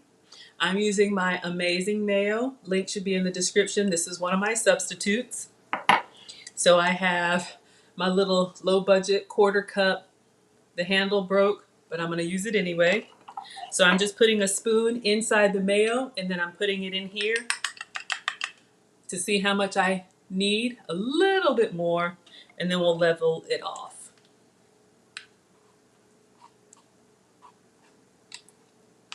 All right, so we have our 1/4 cup of mayo. So I'm going to go ahead and put that in with the beaten egg.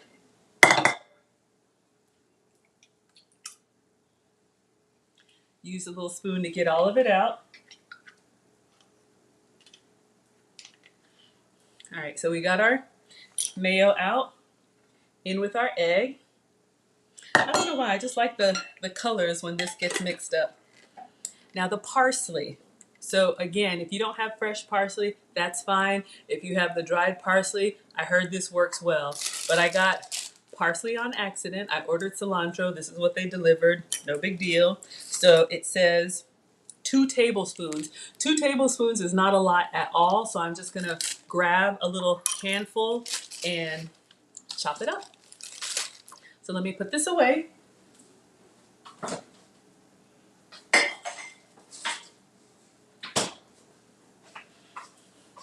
All right, since I was handling raw egg, we'll just move that for a second. Wash my hands.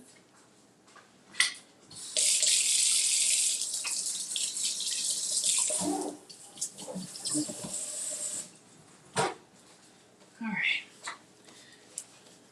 So I don't know the difference. There's curly parsley and there's flat parsley. This is curly. I don't think it matters as far as taste. I think it's just a presentation thing. I'm not really a parsley fan.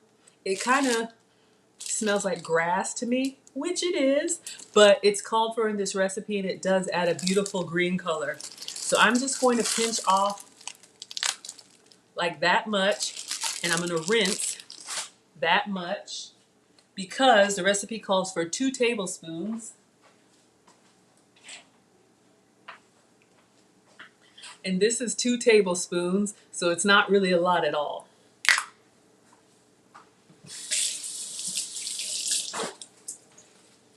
So rinse and dry, just got it in a little paper towel. I'm gonna go ahead and take the stems off.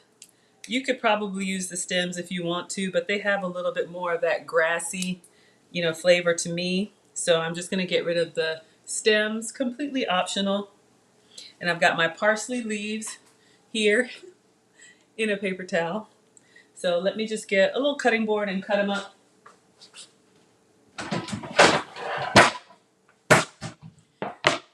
For this, you want to go ahead and dice it, as fine as you can. The little slap chopper would be great for this. So this is what we have, and you guys can see it looks like, little pieces of grass. So you want to get that cut up. Yeah, you know what, Mona? Good point. So y'all know that I use the grocery delivery services, and I can't remember, it was probably Instacart, but they have people that are shoppers that will go pull the items that you want. And I prefer cilantro. I love it in Latin dishes, but I've asked for cilantro, and Mona's right. I've gotten parsley twice. So here's the deal. If you ever get, whenever you complete one of your orders, I'm just using my brandless knife. Links are in the description, under $10.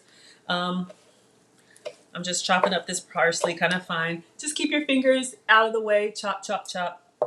Ugh, this grassy smell. It's weird, but it's great in the fish cakes.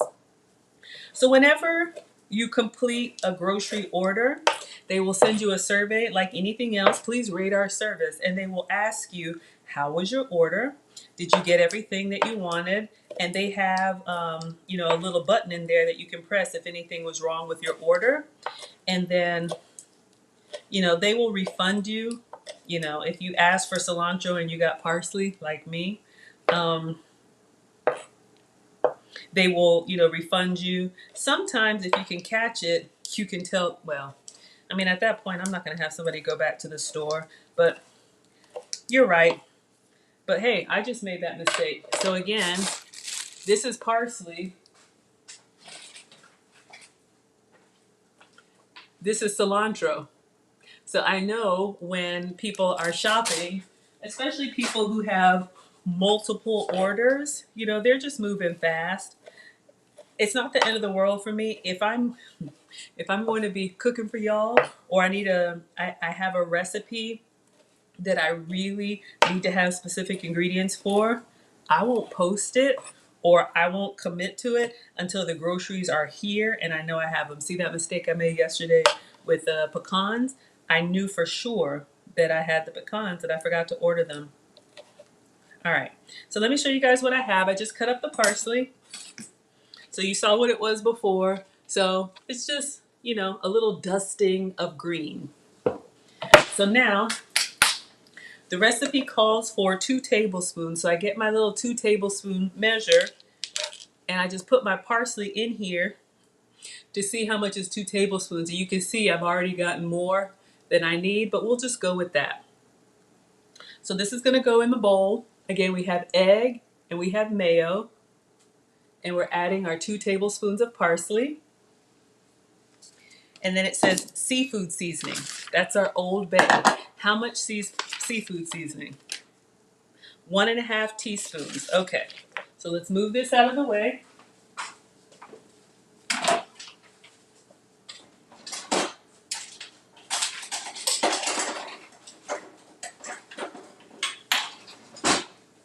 Oh, tablespoon.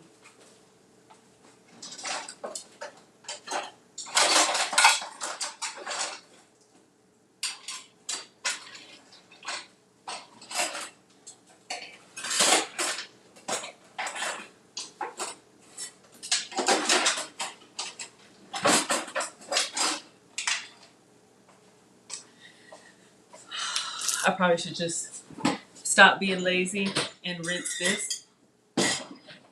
This has the vanilla paste from the pecans. Let me just rinse it.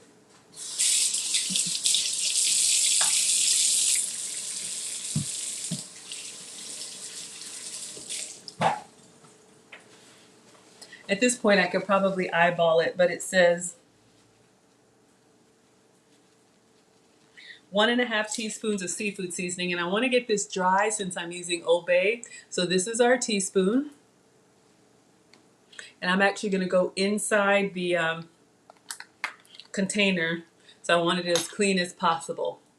So we've got 1 teaspoon. Use the straight edge to pull away, and that's how you get it nice and level. So we've got 1, and then I'm going to eyeball the half.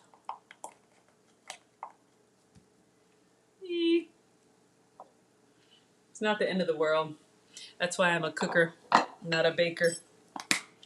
I'm a cooker, and I'm a baker, and I'm a something, and I'm not a smoker. There's a song. Y'all know what I mean. Okay. Add the mayo, parsley, seafood seasoning, Dijon mustard. How much? 1 teaspoon. So I'm just going to wipe this out. Oh yeah, for me, it's absolutely worth it. Absolutely. Y'all, I have a grocery delivery probably every other day at a minimum. All right, our Dijon mustard.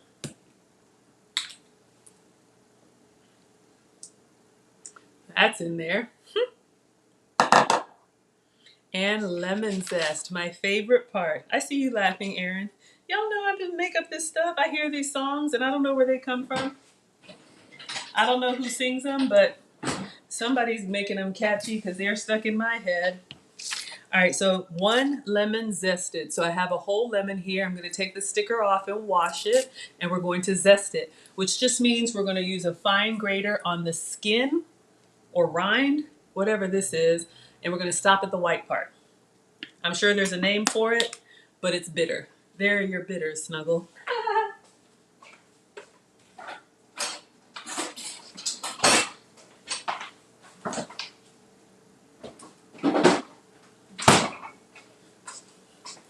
I love the way zested lemon makes the kitchen smell.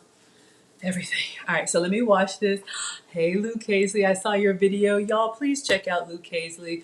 She is the epitome of aging gracefully, and she has a YouTube channel, and she had a video today about what our young ladies, well, I saw it today, what our young ladies are doing on TikTok. Y'all remember the internet is forever, and one day you may want to be somebody's wife, and you may want to be somebody's mother. So just keep that in mind. Washing my lemon.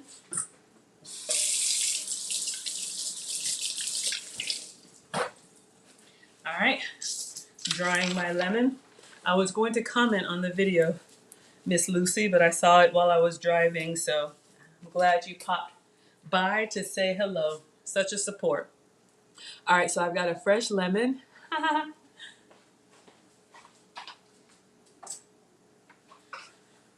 All right, so to zest a lemon, you can get a microplane, which is another fancy gadget. That's fine. This is what we have so far, y'all. I love the colors. We have the egg, we have the mayo, we have the mustard, the Old Bay, and the parsley. You just need a fine grater. Oh yes, Luke Hazley. Telling you. Y'all think I'm elegant? Go check her out. I struggle. But I'm still taking my classes. Oh, let me go ahead and say while I'm thinking about it, because y'all know I will forget. Wilbert, you asked, I'm going to start a secret series. Secret in the sense that I'm going to start making little recorded videos. So they won't be live streamed, and the link will be unlisted. So I will post the link, but I only want people to see this that are interested in seeing it. I was very intentional when I started my YouTube channel about finding a topic that I'm passionate about that is very neutral, because y'all already know how the internet is. But some of you all have asked about my, etiquette training. Some of you have asked about, just different things. And I do have a lot of opinions and a lot of, I guess, life experience. But also what I learned from Lead Attorney is I don't want to mess up the algorithms by having an everything channel. So they won't be posted publicly, but I'll start doing little 3-minute videos on, some of the things that I've learned, what I can share. I am by no means an expert, but I'm on my own journey, and I love to share with you all. Some of you all saw today on my community tab, we talked about afternoon tea yesterday, and I'm holding this correctly wrong because it's my left hand. But there's actually etiquette for afternoon tea, and I'll be going to tea service next week. I just love stuff like that, and now I feel confident enough to express it, so happy to share with you all. Hey Ada, thank you for being here. Okay, back to the lemon zest. Now, I just want to show you all the difference. This is a cheese grater that we use on like carrots or cheese. Ah, thank you, Erin. And this is a fine grater. So I'm going to use the fine grater on the lemon. I just want to show you all the difference. I don't have a microplane, but this works fine. So I have my lemon and I have my grater, and I'm holding over the bowl. Ah, yes, please go support Luke Hazley. She's got a new channel. Y'all know Luke Hazley is a huge supporter of Lead Attorney. Kevin Samuels, God rest his soul. So many different shows that she pops up on, and she takes the time to come see me. Man, she's amazing. So with our lemon, what I'm going to do over the bowl, scrape, scrape, scrape, turn, scrape, scrape, scrape, turn. And I'm going to go all the way around the lemon, and I'm going to stop at, I could probably go a little more, Once you start to see the white, that's when I turn. You just want, oh, it smells so good. You just want the oils from the, what is it called? Rind? Skin? I don't know. Y'all know. It makes the kitchen smell amazing, and this is actually good. I saw this big old lemon and I had to have it. Lemons are usually smaller and I'm holding them like this. I like this big one. It's more stable in my hand because I've dropped it into my bowl before. It's rolled around. That's why you want to have clean counters. So if y'all can see back towards the back there, you see the little lemon flecks. It adds a beautiful, now with crab for sure. We're going to see how it goes on these fish cakes, these salmon cakes. But yes, Lucasely, let us know what else we can expect from your channel. I'm also going to do a little, it may be secret, it may not be. I want to do some shorter videos because I love that you all are here with me live or on the replay, but I know everybody doesn't have time for that. But I'm also, just like I'm going to do cooking cookbooks for each level, and maybe even cooking classes for each level in case anybody wants to have any kids or teens cook with me. You don't have to be on camera, but we can just do it together. I'm going to do like 3 tips for cooking with kids, 3 tips for, teens, 3 tips for singles, 3 tips for couples, and 3 tips for family cooking. Yes, exactly. I didn't want to say it, but you're right. Erin, when I'm grating, it's hard with your fingers. So y'all see what I'm doing? I'm getting this nice lemon all bald and looking crazy. So I've got a little bit more to go, but I'm getting some, it smells amazing in here. I'm getting some beautiful lemon flecks. I'm sure there's a name for it. Zest. Y'all know I just make this stuff up. Y'all keep coming back. I really want things to be so nice and so elegant for you. Then I just get in here and it all seems to come together. Ah, thank you, Mona. Yes. Look, Mona is on it. If anybody has a YouTube channel or a business or your kids are behaving and you want to shout it out, let us know and we will support you. I know Susan is running for the Leukemia Society or something like that. You got anything going on? Yeah. All right, I'm almost done with the lemon. I'm down to the white part. So 3 ways to use the lemon I will show you. I think we're good here. It's looking kind of bald. I'm just looking to see if there's any more spots. But I think I'm good. Got all that beautiful zest. And the kitchen smells amazing.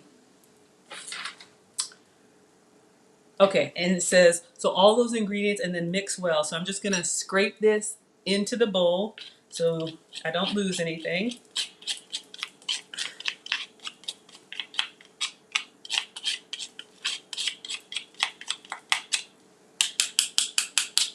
Nice big old lemon. This is going to be very citrusy. So this is what we have.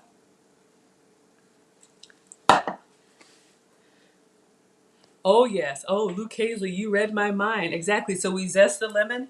Am I going to throw this away? Absolutely not. You can juice it. You can save the slices for tea. Ah, Wilbert, I could put this in your hot tea. But we're going to mix our ingredients so you guys can see. This is 1 beaten egg, parsley. It is mayo, calorie-free mayo for me, Old Bay, and lemon zest. So I'm just mixing it to get it all one beautiful, either you think it's beautiful or you think it's gross. I don't know. But to me, it's kind of beautiful. Okay. Now, it says add the crab meat and the panko. Oh yeah, that zest is so good. Now remember, this is a crab cake recipe, but I'm doing an experiment. I've never done this before. So this is the Food Network crab cake recipe. So I'm following all the instructions, but I'm using this Whole Foods smoked salmon. So this just came out of the refrigerated section at Whole Foods where they have like the ready-to-go meals. So you can see here, it's just the pure smoked salmon. Of course, I need to taste some for research purposes. Mmm. Woo! And I have 4. So I'm going to put this in the bowl. Oh, y'all, that's so good. Oh, my God. Put this away. I'm already getting excited. The smoked salmon, the candied pecans. So the recipe calls for 1 pound of lump crab, 2 of these little things, but I'm doing salmon instead of crab. Let's see how these fish cakes turn out. Yes to the research. I know, Mona. Y'all, I'm always eating stuff for research purposes. I gotta let my scholars know. So each of these containers is 4 ounces. The recipe calls for 1 pound. So I have 4 of these. So we got 2 down, 2 more. So what we have so far, I'm gonna mix it up. I'm excited. I just gotta open them one at a time. Salmon number 3. This is just plain salmon, nothing else. Already cooked, so I'm not cooking the salmon today. I'm making the fish cakes. Oh, this one, got it. Last one. All right. So we've got our salmon in here, 1 pound. Now it says, and don't think I'm wasting these little pieces.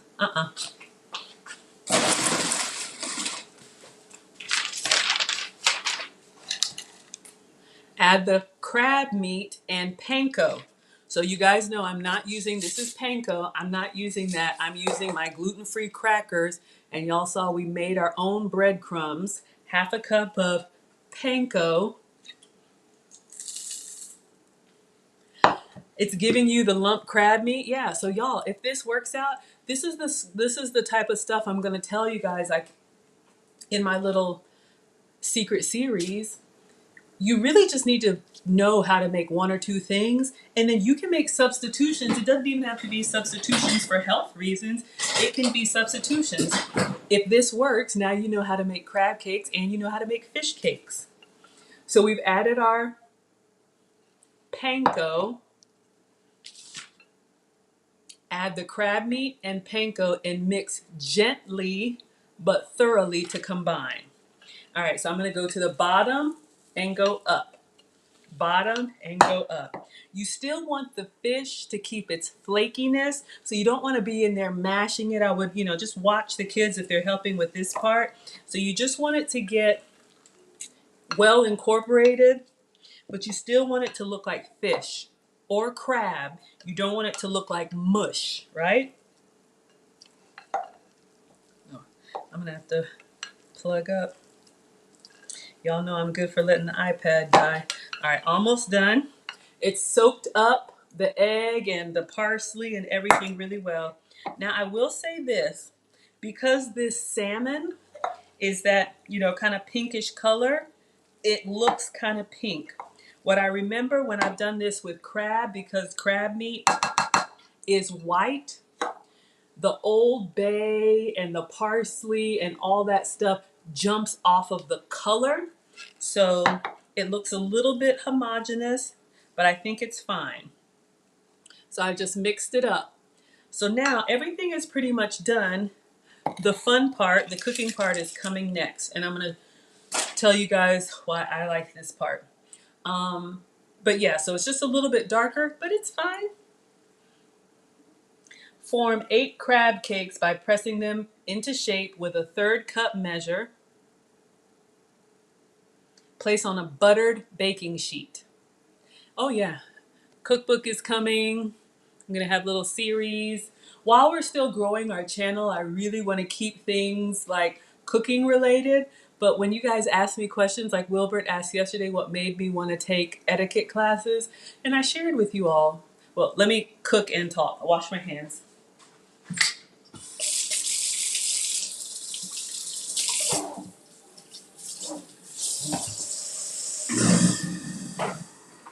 you all know I come from a traditional nuclear family, and I love that. But you know, college and especially corporate. I've been corporate since college, so 20 years. Love the experience. So grateful for everything that I've done. Let's get our buttered baking sheet.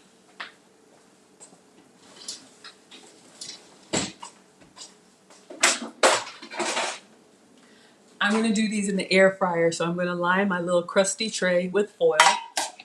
But what I shared yesterday is that corporate America is great, but for me, the reset that sent us all home for a couple weeks to figure this thing out. Plug in the iPad. Okay, I will. I know, right, y'all? I just started talking. I'm like 20%. Corporate America breeds a competitiveness that's not naturally me. I've always loved being like girly and very nurturing. This is my happy place. But, you know, working in the office and just everything that comes along with it, which has a lot of pluses, I didn't really feel like I could be my authentic self, right? I had to kind of like, you know, keep it together and be stone cold Steve Austin, which is not me.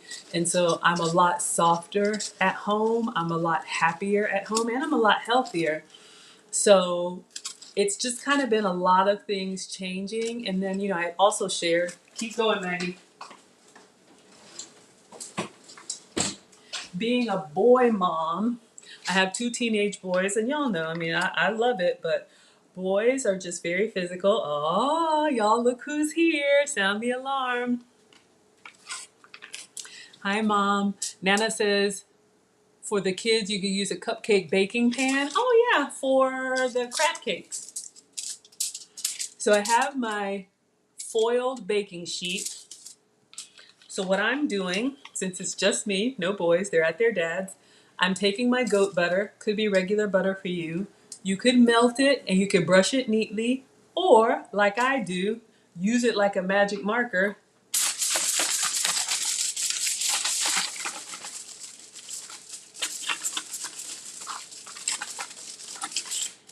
And just get it all greased up. So now we're ready to make our crab cakes. Oh, uh-oh. Cousin Tony's still here. Oh my God, y'all. Okay, so here's how we make the crab cakes. Now this part is important. There's a lot of stuff that you can just kind of wing, but I've learned the hard way. So the instructions, and then I'll show you. Add the crab meat. Y'all know we're doing salmon. And panko, gluten-free rice crackers. Mix gently but thoroughly. Form 8 crab cakes by pressing them in shape with a 1/3 cup measure.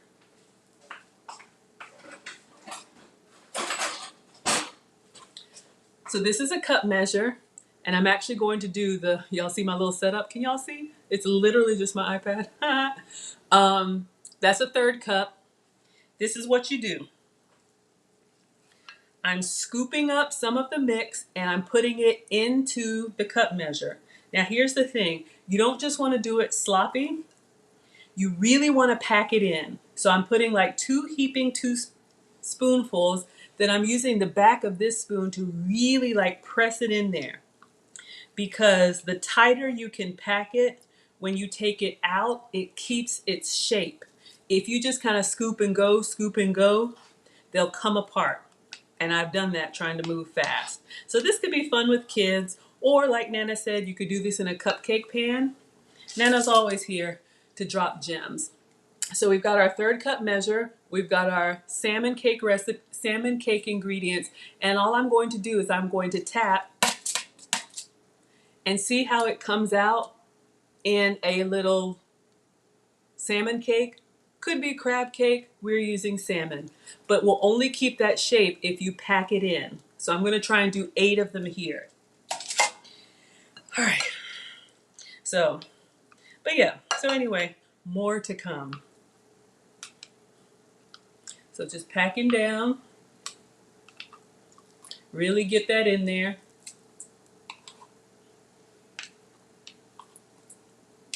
I'm excited about this. If this works, that's what Nana taught me. You don't have to like know how to cook like 100 different things. One day we're going to get Nana in here with some African food. Um, and a lot of y'all that, maybe Asian or Caribbean or, Latino, Latina, a lot of the meals start with the same base, right? And then you just add variety to spice it up.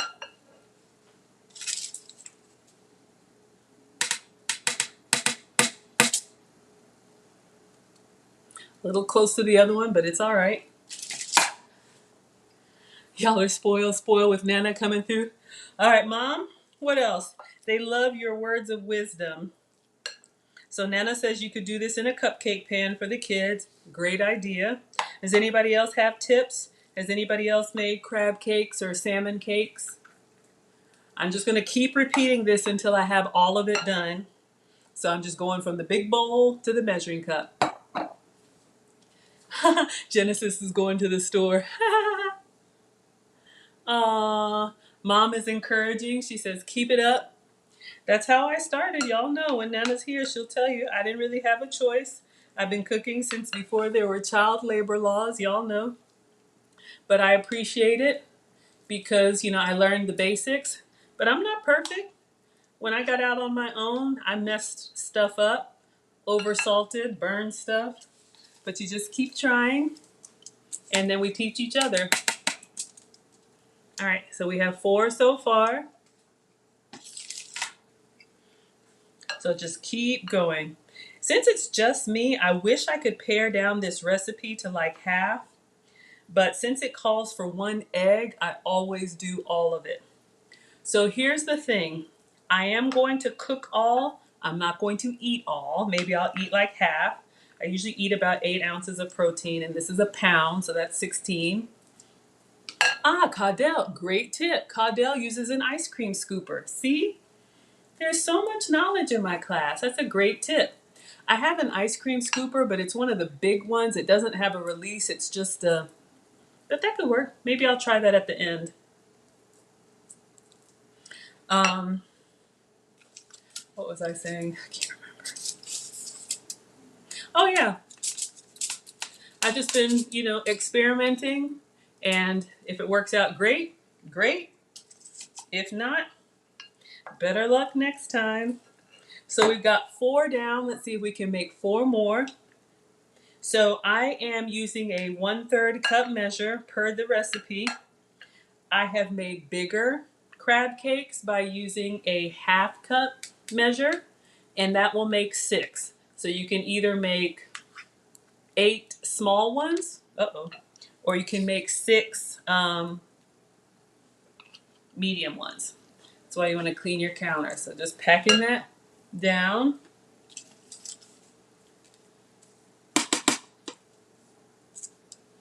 So we have 6 so far. All right. I think I have more than 2 left. Let's see, maybe I'll have to make 9. That's okay. Maybe I'm not packing them in firm enough. But this was, kind of a lot of salmon. That's okay. Great protein if you like it. I eat it from time to time. The trout that I had yesterday will probably be a good substitute.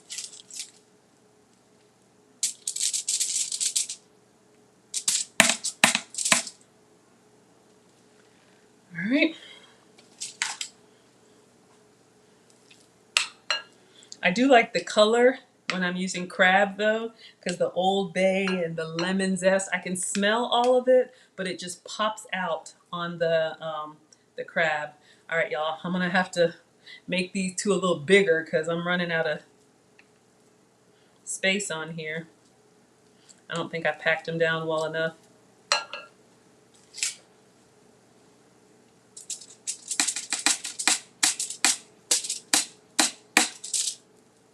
All right, so I've got 8. I'm gonna see if I can squeeze 1 more in the corner. All right, so Caudel, we'll try the ice cream scoop. Let's see how that works. So this is what I've got left. This is what I got left. I'm gonna try and make 1 bigger.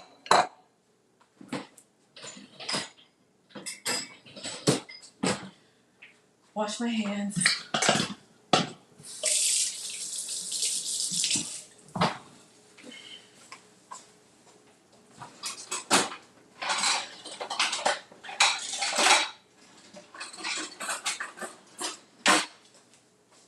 All right. So Claudel says she uses an ice cream scoop. I have this dusty looking one, just says chef mate, just old school ice cream scoop. So I'm gonna try that, see how it goes. We got a little bit left. We're gonna make, oh boy, one big old ball. Claudel, you probably have the one that has the little release. This doesn't have a release, so I'm still gonna pack it down because y'all can see if I just put that on the pan, the whole thing, yeah, would fall apart like that. And you do want them to keep their shape so that when you serve them, you're actually having little cakes. Or I guess you could get in here with your hand. I'm having a hard time because you see I have so many.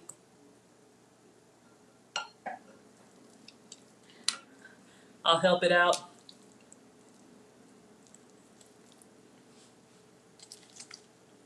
I got one little space in the corner. Got this big old salmon bowl. All right, so hopefully y'all can see. So we have 9 salmon cakes here, one big one in the corner. But if I had packed them down well, but we used up pretty much everything. So let me see what's left. Okay. Place on oven rack. We're going to use the air fryer. 8 inches from the broiler element. So that means close to the top. I'm going to put it in the middle since my air fryer is small. Here's an important part. Erin, you can relate. Claudel says, you have one with the little release. Okay. Brush the tops of the crab cakes with melted butter. This is important. So let me show you guys what I do. I'm not brushing, I'm just pouring, but cleaning up.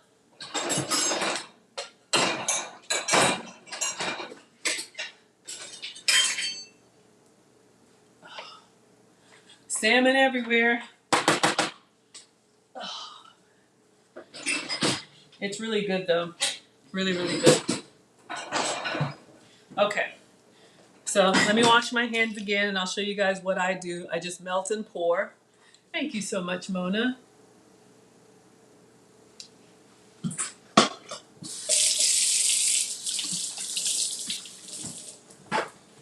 So how much butter did it say? I'm just going to eyeball.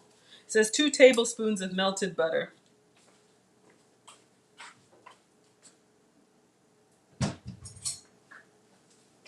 So I use my little Walmart glass gravy boat.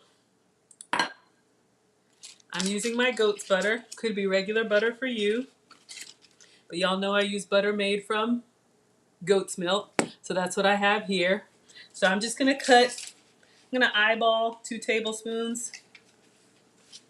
A nice little pat. Going into the gravy boat. Going to go in the microwave for about a minute.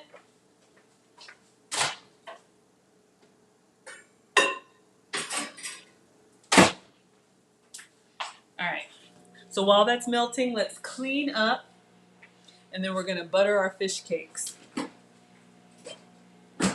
Now the reason you want to put some butter on them in this recipe, when they go underneath the broiler, it gives them a nice golden brown.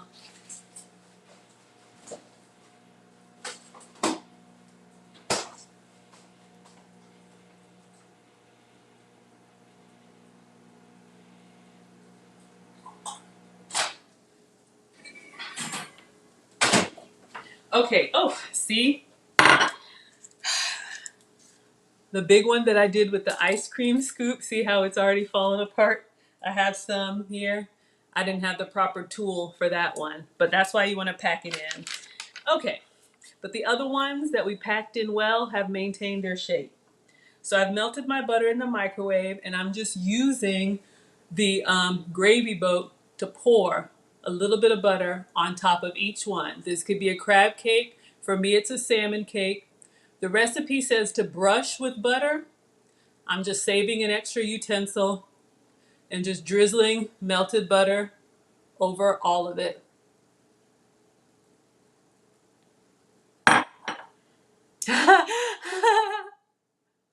Aaron. Okay, so then we're gonna broil. Broil is like 400. I don't know. It's pretty much cooked. We just need to get the egg cooked because there's raw egg in here. So this is gonna go in the air fryer.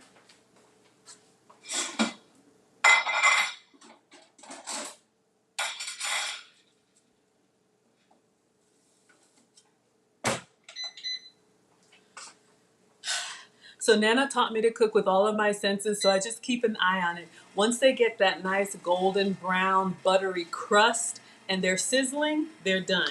But the recipe says place in oven rack 8 inches from the broiler, heat to broiler setting, brush with the melted butter, broil until golden on top and heated through 4 to 5 minutes. So it doesn't take long at all.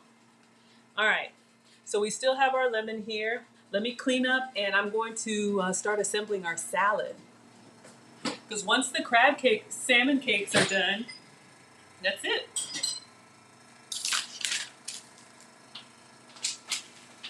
So if y'all have questions, you can type them in now. I'm just loading the dishwasher.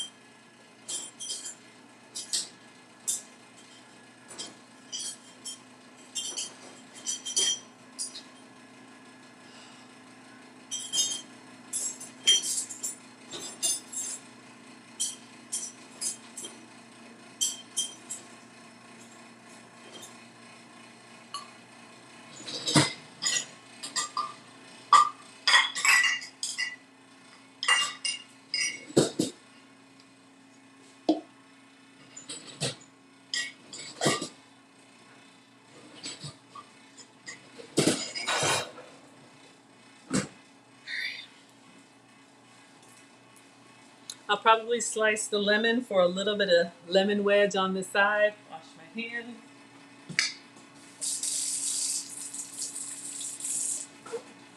Alexa, show me this recipe. Putting away the breadcrumbs I didn't use. Oh, I didn't plug up.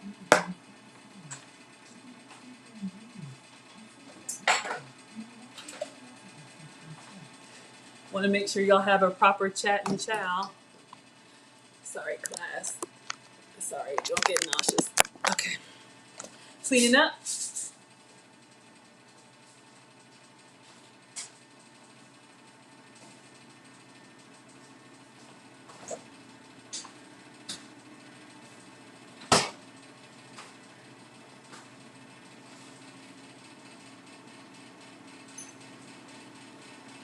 So if you heard me, my little robot devices over there, I have them set to show me like cooking stuff as like my screensaver, and I get a lot of inspiration from that too.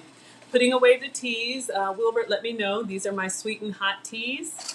Sweetened with stevia, already in the bag.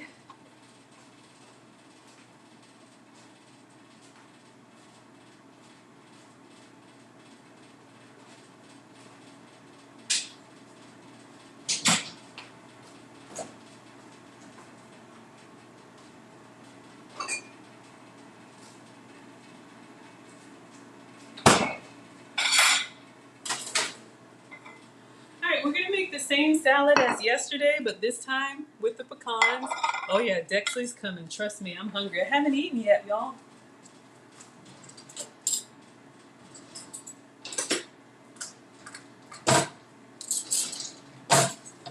Scraping out the salmon from these containers because I'm greedy. I don't want to waste. Groceries are expensive. It's just clean protein. Yummy.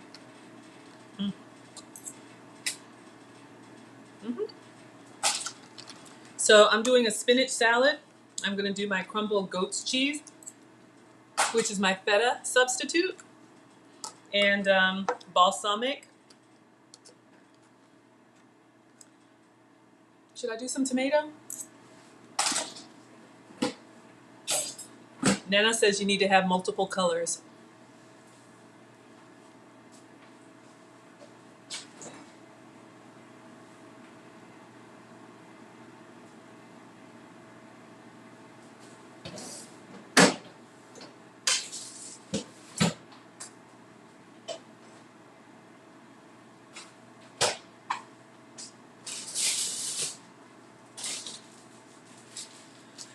All right, so this is the fun part. Let's plate. So this is what I used yesterday, just regular old baby spinach from Whole Foods. You can use any salad greens that you like. Get a nice handful on my little fancy square plate that I only have one of, so it makes me feel fancy. Just move the greens around so you have good coverage on the plate. Want to have a little bit in every bite. Do a little more. All right. I love this stuff. I put it in omelets, salads, steam it. Caudell wants to know how large is the air fryer. Extra large. No, the actual name is the Power Fry XL, and I wonder if it's because they have a regular size and this is the extra large size, but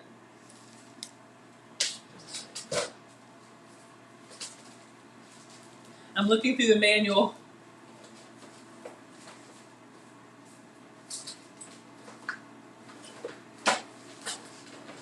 I don't know why, but 6-quart is coming to mind. But it's pretty big. It has 3 different trays, so you can cook multiple things or adjust the height. Let's check on our salmon.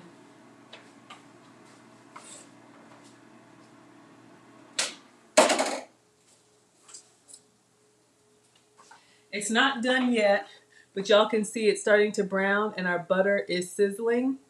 So we're gonna leave it in there. We want a nice little buttery crust, but you can tell it's starting to cook up. All right.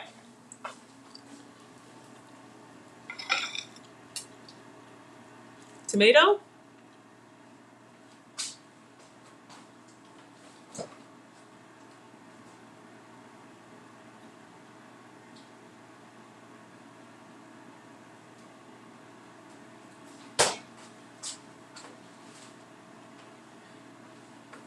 I've got some vine ripe tomatoes. I'll just cut a little bit of one. This is where you can top your salad however you want. I'm just going to wash.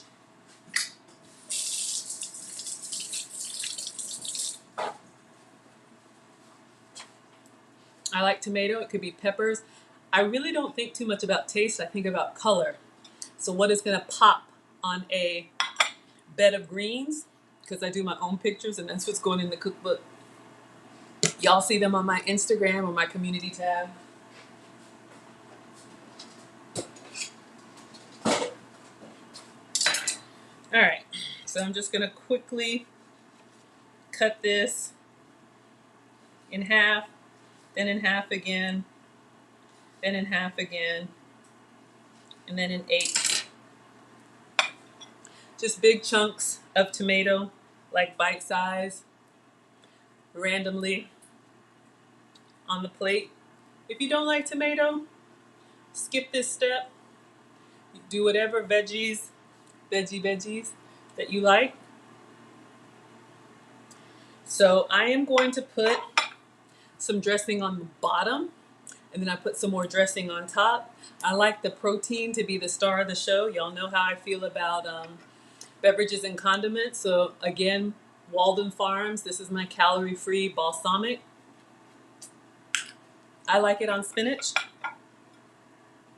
You can use whatever dressing you like. Calorie-free, gluten-free, sugar-free, everything free. I'm gonna get my crumbled goat's cheese.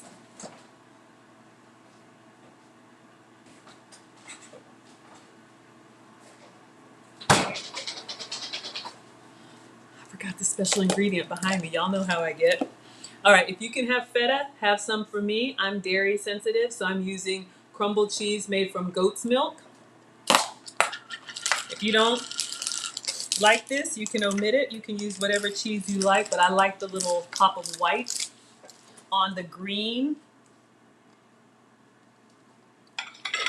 Ooh, I can smell the fish. I'm gonna go check again. Nana said cook with all of your senses, so you don't just set it and forget it. Once you start smelling it, go get it before it burns.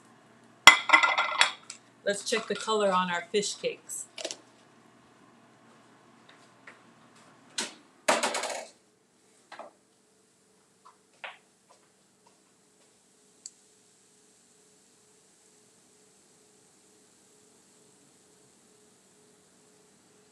Looking good? I'd say good. One more minute, then we'll turn them off. See how it's in there with that butter?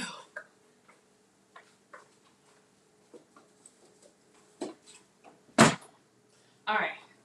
So if you guys were here from the beginning, you know we made our candied pecans. So they've been over in the back cooling. I think they're like one big sheet. Let me see if I can lift this up and kind of.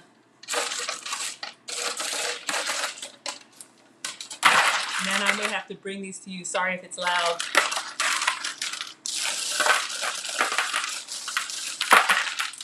I have like one big sheet. I'll do that later. Let me just get a few.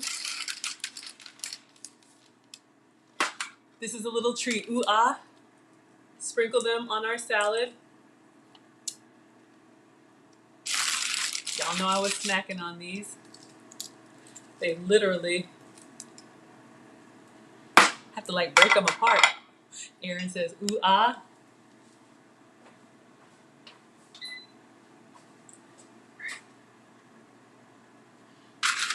But yeah, you guys can see they've hardened together. This was monk fruit, cinnamon.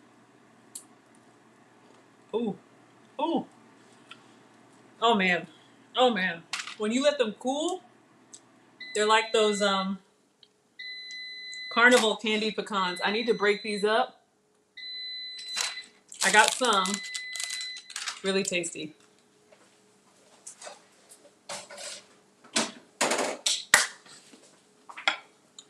What we have so far.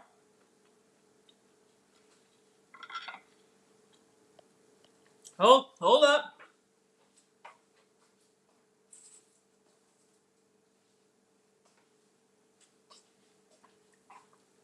I think our salmon cakes look good. So we have 9. One's looking a little crazy, but we have 9. All right, I'm gonna take a picture of the pan.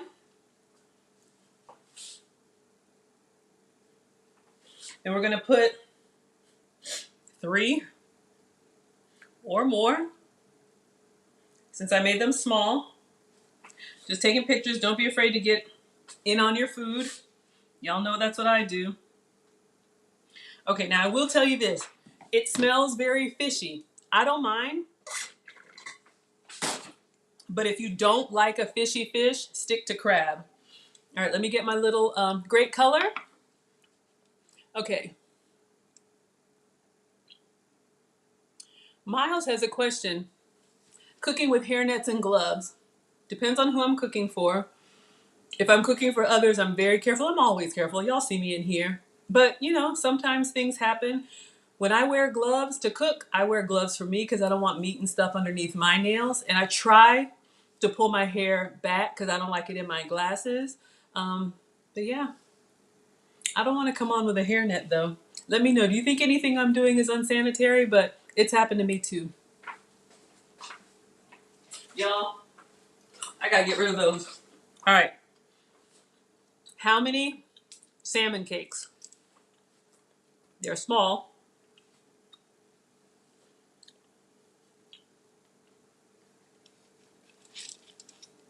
So I just use a spatula and see how they've kept their shape.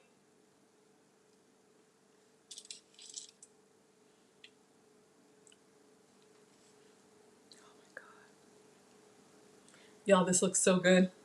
It smells really, really good. Oh, let me show you. They're coming up off of the tray Really easy because remember we buttered it. So I'm just using a little spatula and literally I'm just trying to go for the small one so I'm not too greedy. And literally the whole thing just lifts up. Y'all don't laugh at me.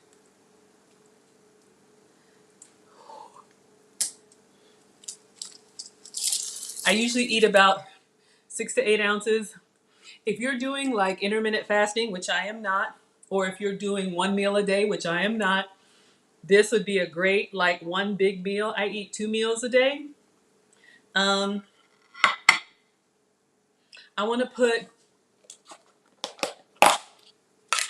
little hair doesn't hurt anymore. I'm going to put just a little bit more goat's cheese just for a pop of white around the sides. Okay. And a couple more pecans.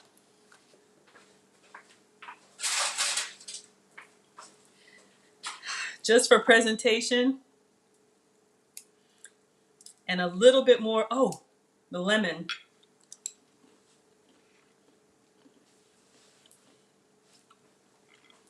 We put a little dressing.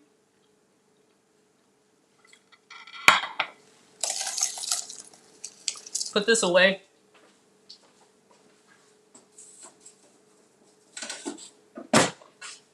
They will reheat well. I'm just going to go ahead and cut the lemon we've zested. Really just for the presentation. I'm not a big seafood squeezer.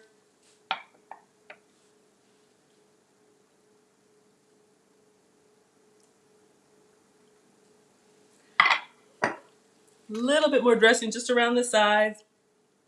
I don't want it on the crab cake. I want to taste the crab cake by itself.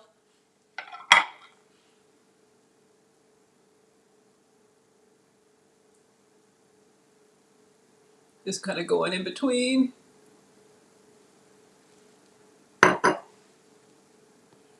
Fish cakes look good. Oh, you're thrilled about the pecans? Oh yeah, the monk fruit. Y'all, sugar-free, dairy-free, gluten-free. Okay, let me get some pictures. These are going to go on the community tab. Then we got to eat.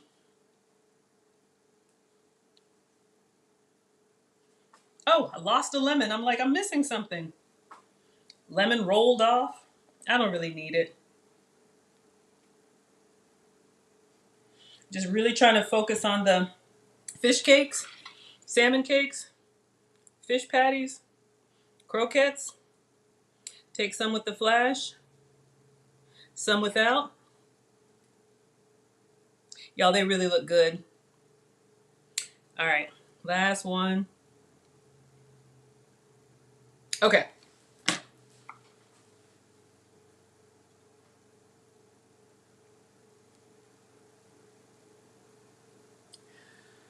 So we got a lot going on.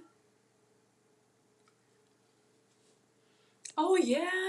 Oh yeah, candied pecans, monk fruit sweetener, any granular sweetener you like. Your lunch is ready. All right. So now I'm going to take a bite. I'm going to take a bite of just the fish cake because this is my first time. Y'all know I made these using a crab cake recipe, but I substituted.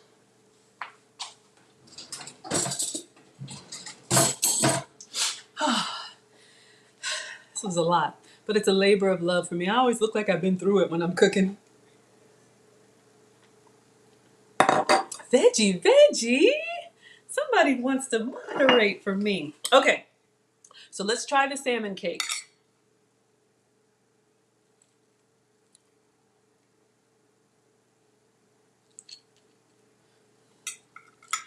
Because it's a flaky fish, it's kind of falling apart.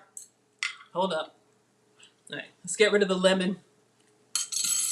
I'll squeeze a little bit. All right, let's see.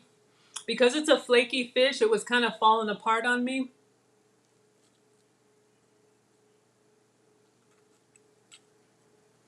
So we're trying just the crab cake. Lord mercy. Oh God.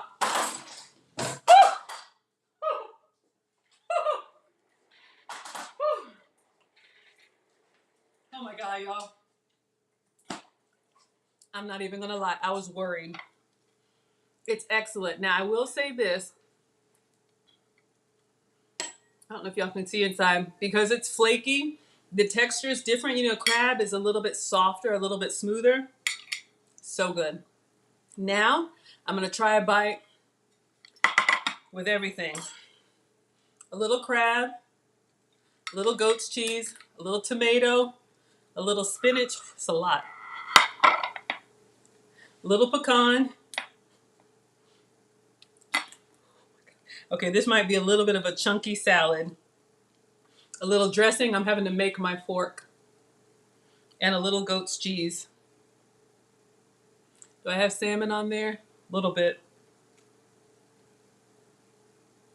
All right, so let's see all together.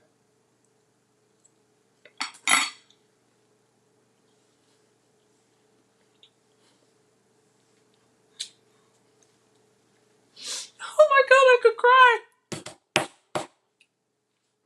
Y'all, remember when Patty, oh my God, y'all, oh my God. I was out with my son today. He wanted Chick-fil-A again. I went through the drive-thru. I did not get anything. I came home. I was hungry. I had half an orange. I said, I'm going to make this and I hope it's good. And it is so good. Yes, it's time for the chat and chow. Y'all, the fishiness of the salmon, the brightness of the lemon, the creaminess of the goat's cheese, the sweet crunch of the pecan, the smooth spinach. Y'all, it's so good. All right, I want to turn my chair around and face the wall and put my face in this and let y'all know when I come up for air. But my etiquette teacher may be watching. It's just a very chunky salad. Mm.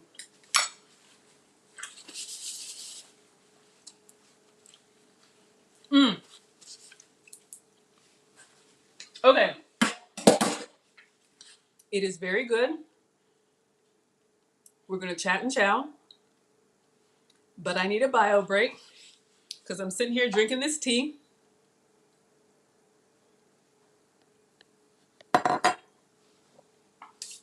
I know y'all. I'm sorry, I should keep it together, but it is so good. Okay, so I'm not going anywhere. Now that I got fancy stuff, y'all check me out. We're going to thank our sponsors. Please let me know if I missed your name. Y'all, I've got some new, hold up. And I'm just going to mute and put on music, but I'm here.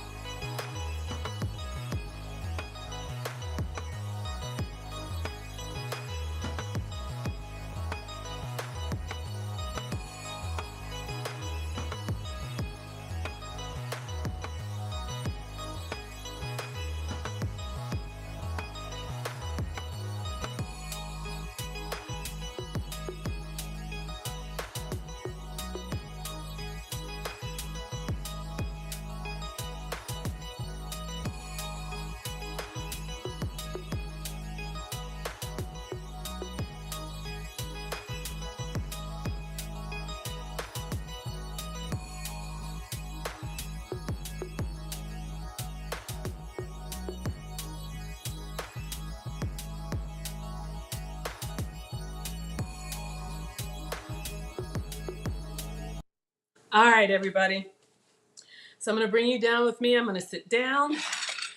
Please type your questions or whatever you want to talk about. We're going to chat and chow. And if Snuggles is still here, I'm going to try something, y'all. We've never done this before.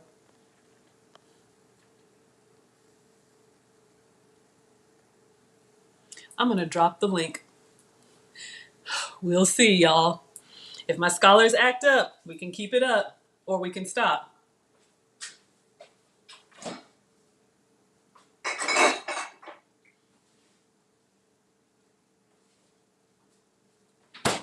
Here I come.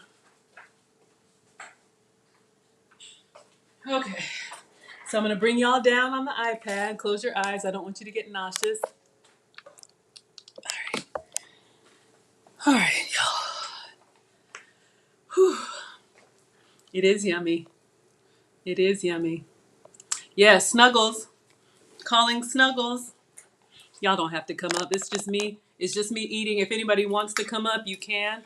But this is what we do. And in case anybody's new, this is the chat and chow portion of the class. I usually eat only after I've cooked for you all. I wish you all were really here. I would give away all of those pecans. I saw the recipe and I wanted to recreate it because you know how sometimes you see a recipe and you're like, I wonder. But it's actually really, really good. If you miss those candied pecans in the fair in that little cone thing, you can make your own, and it's excellent on this salad. Mm.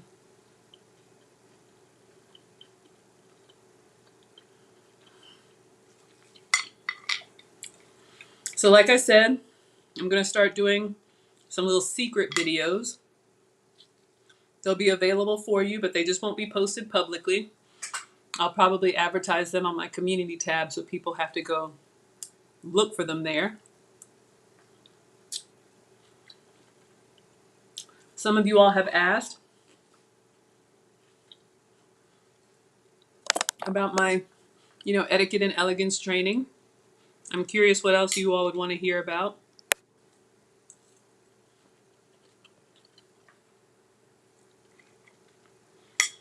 Y'all don't feel pressured.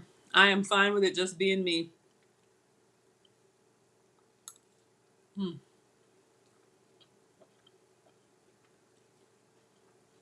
Mm. The only thing, it's kind of a chunky salad because that salmon was already cooked that way. I'm going to try this again one day. Y'all know what smoked salmon is, right? The one that's like really like that dark red and kind of moist.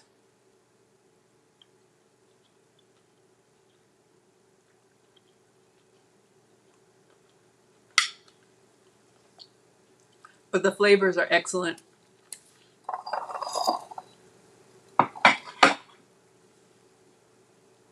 Now I will say this, because I have had like salmon croquettes or croquets or whatever they are. When the boys were in scouts, the scoutmaster used to cook them in the morning. And I think they were pan fried or deep fried. I don't know. How do y'all cook your fish cakes? So if you're used to them being kind of like a fried ball, these you would probably say are a little bit drier. I'm fine with it. But if you saw, I broiled these in the air fryer.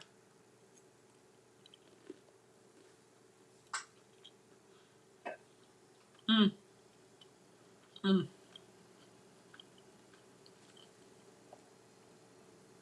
If you like sweet and savory, this is excellent. It's giving me the fish plus the candied pecan. Mm. Still sugar free. Genesis says, I'm coming up when Maggie hits 4K watch hours. So, in case anybody doesn't know, Maggie the Substitute Teacher, my YouTube channel is only 4 months old. We're growing very quickly. We have over 1,200 subscribers. Y'all know the kids don't believe it. Marcus said, Mom, did you fall and it went viral? Y'all have appropriately named him Swim Shady. Excellent title for a moody teenager that thinks he knows everything.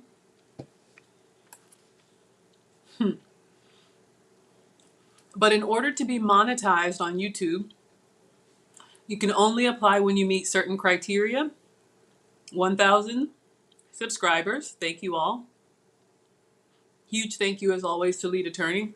You know these kids. Um, and you have to have 4,000 watch hours. So a watch hour, sorry y'all, my tea bag handle or label went in my tea. So I'm trying to fish out the little paper part. It's not the end of the world, but you know, don't want anything in there. It's just this like mason jar. It probably should be like in a proper like teacup.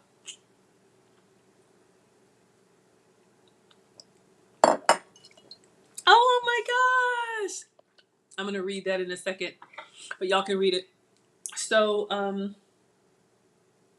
what was I saying? Oh man. Oh, 4,000 watch hours. If I make a 1 hour video and 5 of you watch it, I get credit for 5 watch hours. So whether you watch live, the replay, my playlist, it all counts. I was checking every day, and y'all, we are like 80-90% there. I almost want to check, but it's like I don't want to look because Google will email you when you're eligible, but I'll check and I'll keep posting. Yesterday we were at 3,400 of the 4,000. Looks good? Thank you. So Aaron says,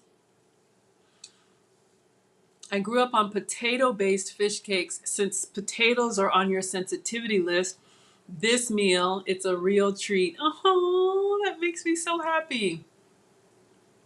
Yeah, I don't eat potato. So yeah, y'all, there's a lot of stuff, and that's my mission. If I had one, me and my apron waving in the wind. Y'all know, having always struggled with weight, I always had this thought about I could either like the food that I was eating and hate the way it made me look, or I could like the way I looked and hate the food that I had to eat. And so I am on a mission to find food that I want to eat with stuff that I can eat. So absolutely. If there are any other things that are on y'all's no-no list, or you think you have to avoid, like was it Caudel and the candied pecans made with monk fruit?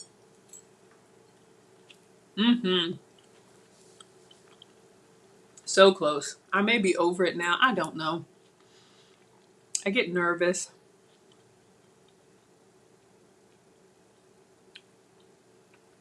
Give y'all the good side. It's really good. Really satisfying.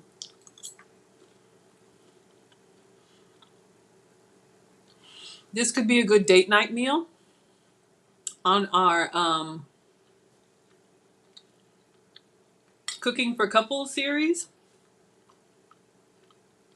Because you could make this together and maybe one person, the lady or whoever wants to eat light, could have it on a salad. And the guy or whoever wants to eat healthy, heavier, you know what I mean, have something more filling. You could do the salmon cakes. What would you serve with it? Like a baked potato, some broccoli, just something, make a proper plate. Lots of options. So, and it's just, it looks nice. It looks elegant. Mm.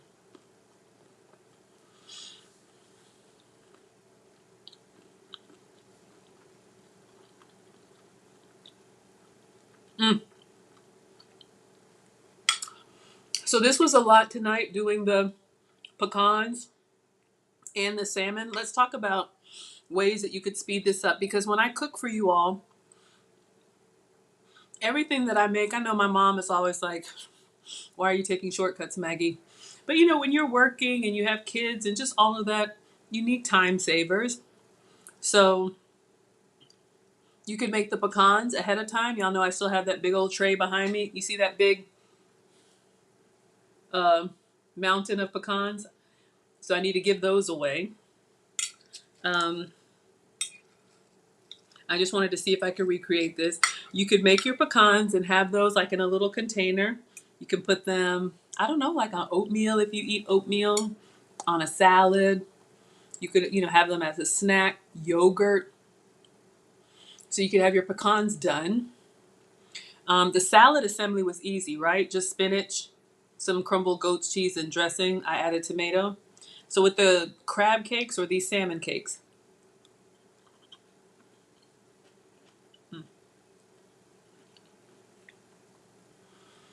So I cooked all 9. I put 4 on my plate, but that's a lot. I really only need like 2 or 3. Greedy. So you could cook them all. They reheat well. Here's, I know you do need a spoon for this salad. Here's what I would do to reheat. You could put them in the microwave, but if you pack them up and refrigerate them, when you take them out the next day, I would put them on another tray. This is what I love the air fryer for. And just put a little pat of butter, just a little bit. You don't have to melt it down. Put it back up underneath the broiler. Let the butter melt over it. Mm, mm.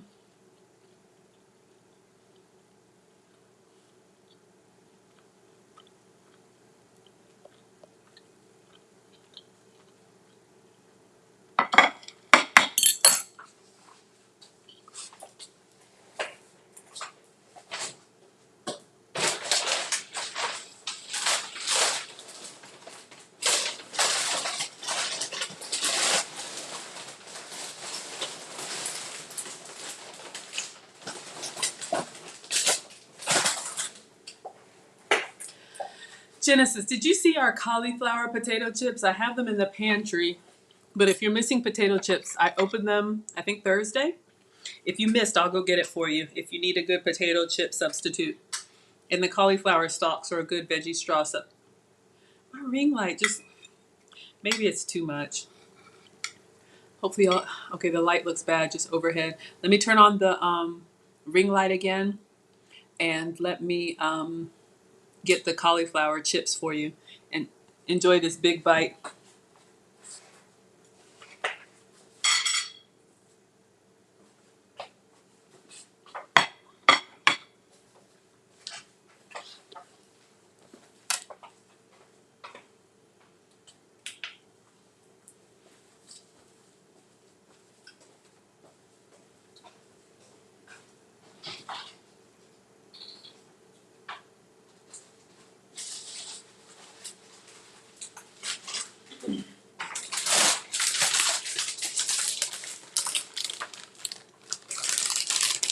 Give you guys some snack options.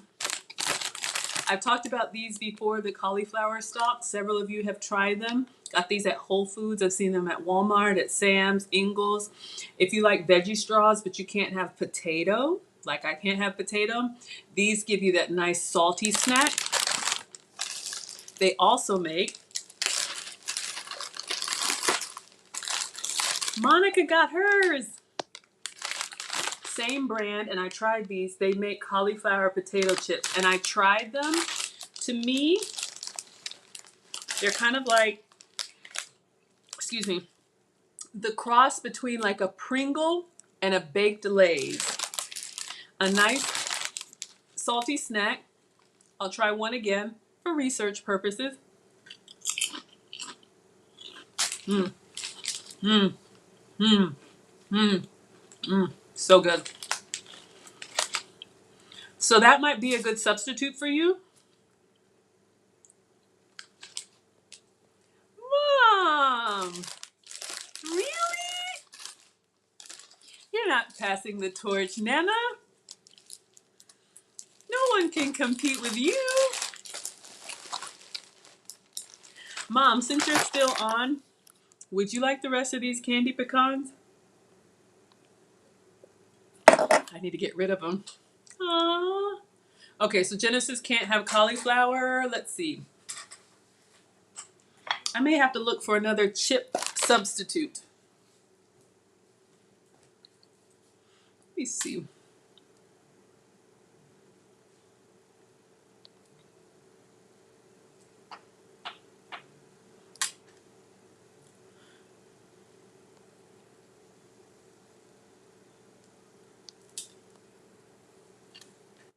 I'm just playing around with my system, y'all. I don't know what I'm doing. Just trying to see if I can make the screen bigger, honestly, because I'm... You like cauliflower? Okay.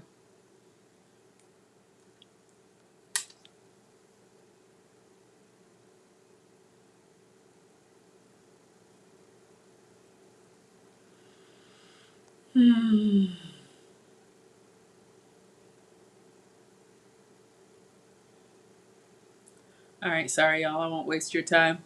I was just trying to see if I could make it bigger. You see, I just figured out some new stuff on my my software. Been there all along.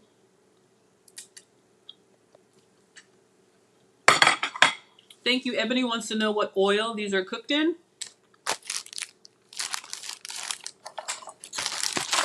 Let's see. I don't know.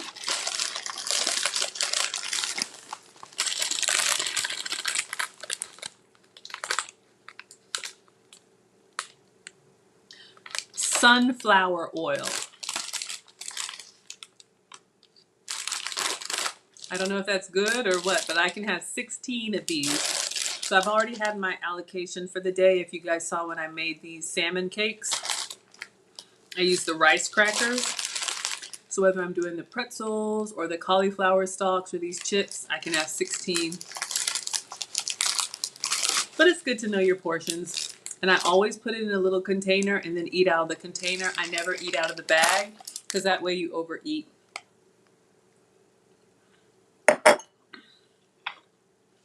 Wilbert, your tea is good. Cool down.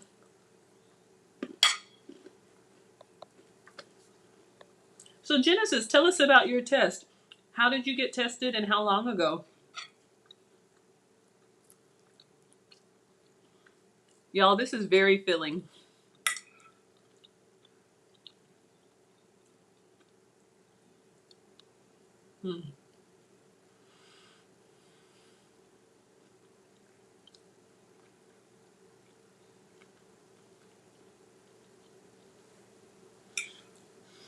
And when you pack the fish cakes, they keep their heat. So when you bite into them, mixed with like the cool vegetables, you still get that warm salmon bite. So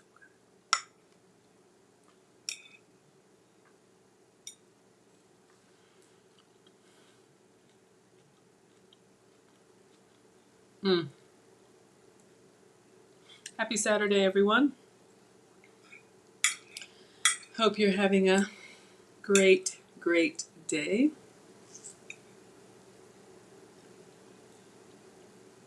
Ah, okay. So you can't have sunflower oil? Hmm.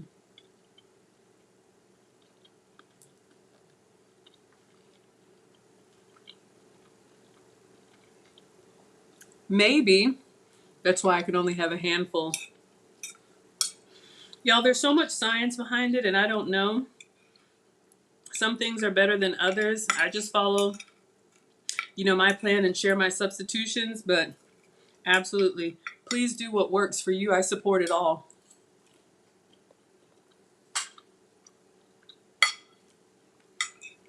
Can y'all have corn? I don't eat corn.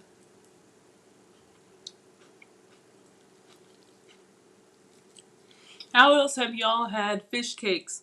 Do you have them as a meal? Do you have them with breakfast, like instead of steak and eggs, fish and eggs?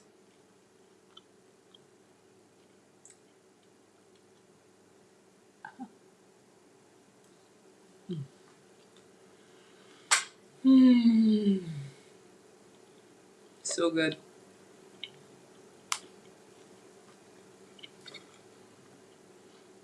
Doesn't look like it, but it's a lot of food.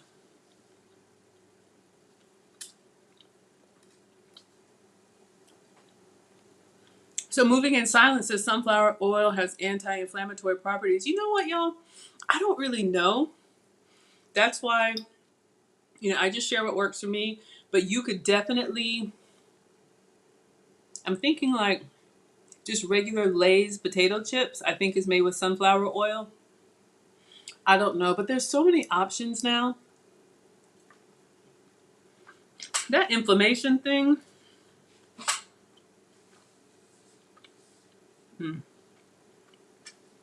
y'all, I didn't know anything about it.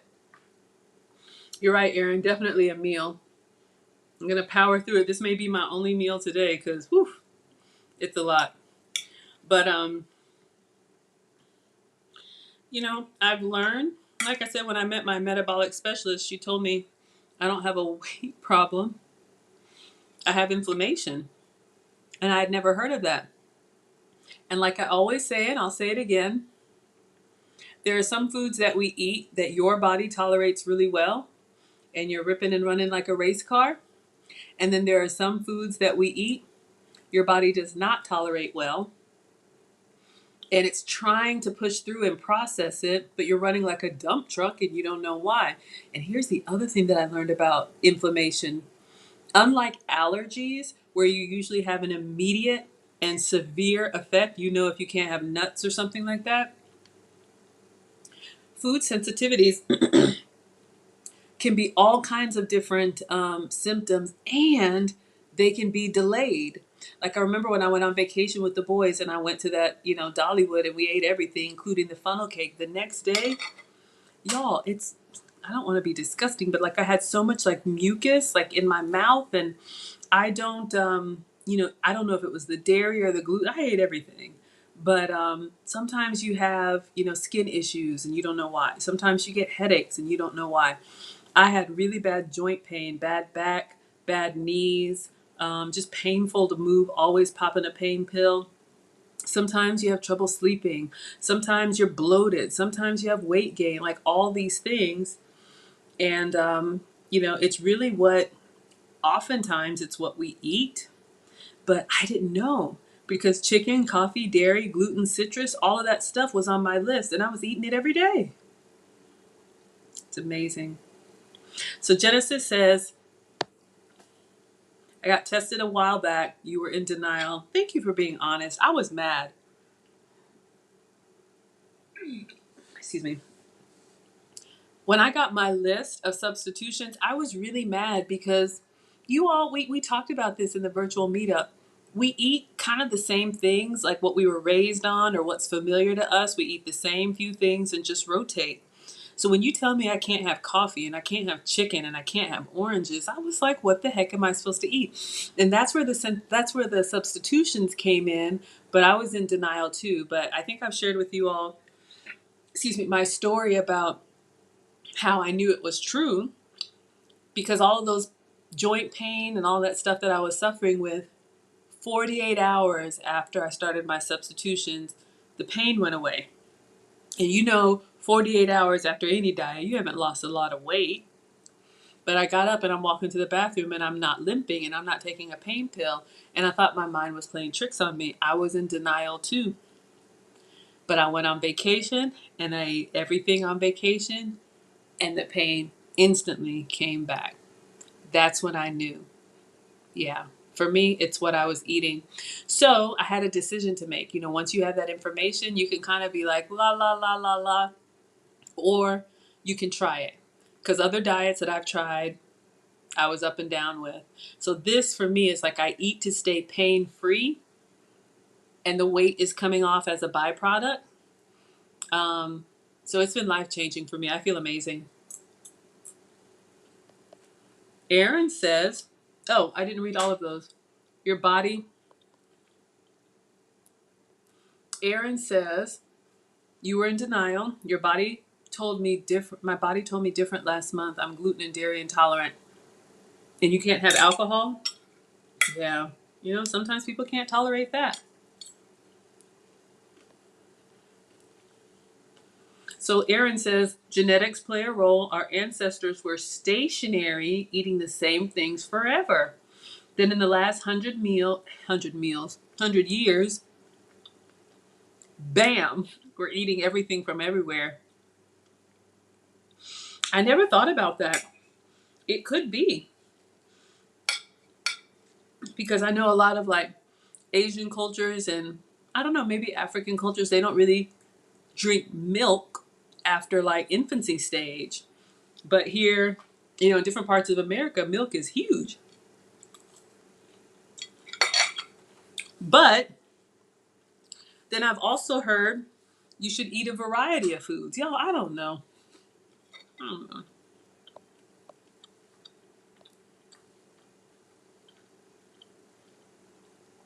Oh, Caudell said something. Dr. Sebi addressed mucus. Life changing. Inbox me. I'd love to hear it. I didn't know what it was, and I still don't know what it was. The way that I am, you guys, like I eat on my plan when I'm home. I'm pretty consistent. But when I travel or I have a splurge or occasion or Father's Day is coming up, go out with the family, I enjoy. I eat all the regular stuff. But what I've learned is it's not what you eat from time to time, it's what you eat all of the time. So I try to eat 95% my plan. When I get the rest of this weight off, I'll eat like 80% my plan. So Ebony says sunflower oil releases toxic compounds. Some are high in omega-6 and some contribute to inflammation. Y'all, that oil thing, I've seen so many videos. I know my mom watches a lot of nutrition stuff too, and I never claim to be a doctor. But there's different ways that they can make the oil, that some are better than others. I really don't know. Can be confusing. Mm-hmm.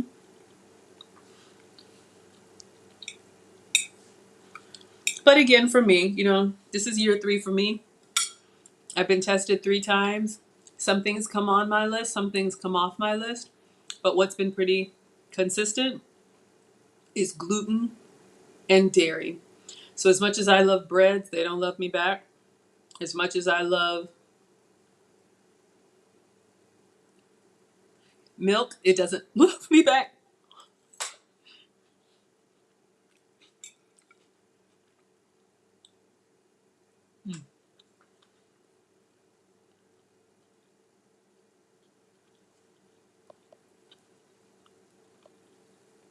Genesis says you have to stick to a strict diet or you get headaches for days. I know. You learn the hard way. Y'all, I know y'all know what a Charlie horse is. When I eat off my plan and I don't know what ingredient does this to me, I wake up and my legs will lock up, so painful. And then I'm trying to stretch that one out, and then the other one will lock up, so painful. In the back, in the front, the calf, just the whole thing. It is excruciating. And then when it finally releases, I'm sore for days. I don't know what does that to me.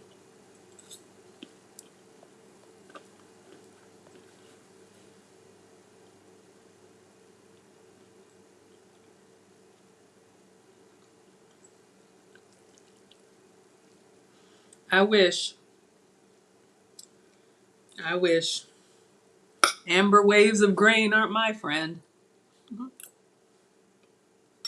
Mm. Yeah, I think I'm doing one meal today, this big one.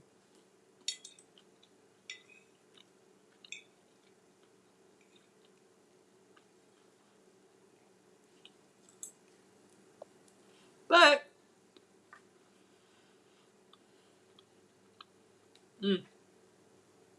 at least we have the information. And for me, if I'm going to go off my plan, I'm going to look at something and say, I'm going to eat that. I'm going to pay for it, but I'm going to eat it. And I do. And sometimes I feel it, sometimes I don't. But I don't continue doing it because I will definitely feel it. And I do so intentionally. It's very different to know, like when you have heartburn, people who have heartburn, I know I shouldn't eat that pasta sauce, but I'm going to eat it. And then when you're feeling like, you know exactly what it was. But when you feel bad and you don't know what's making you feel bad, that's so frustrating. And that's what Kirk Anderson said in our collab. You don't know, how bad you feel until you start feeling good. So once I got to this kind of feel good naturally place, It's kind of like the new baseline, and I measure everything from there. I like Flav City too. He's great. He talks about food ingredients. He has an app that you can scan stuff, and he'll let you know if it's approved to eat or not. Almost done, y'all. Mm. Whew. It's a lot of food, but very good. Mm.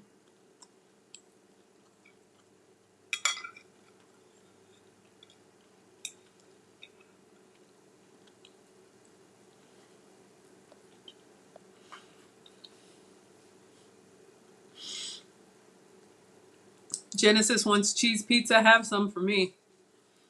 A big, cheesy, New York foldable slice. Don't even get me started. Everything's low with the leg cramps. Ebony, you use his app. How do you like it?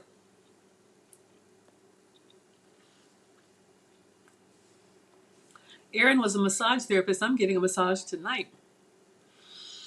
I'm a big believer in therapy. Y'all know Lead Attorney has his sauna.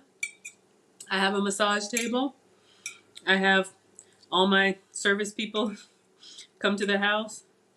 And I love, love, love massage therapy. You went to physical therapy and chiropractic clinics? Oh, you would recommend calcium and potassium. Yeah, I probably should take some vitamins.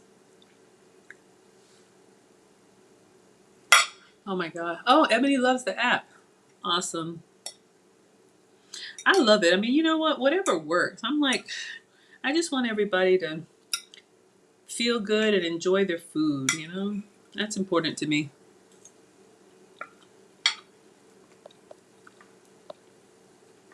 So, Genesis, you can't have cheese pizza. What if we made a gluten-free, dairy-free, sugar-free one? Goat's cheese,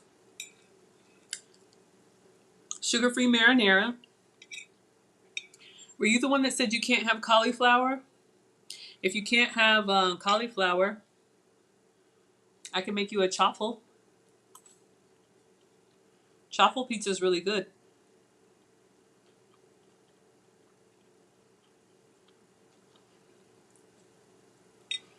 I can come back on and make that as a snack. But remind me what you can't have.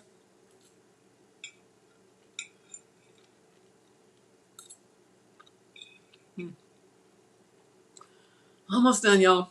This was a lot of work. I'm not complaining. I'm getting full. Comfortably full.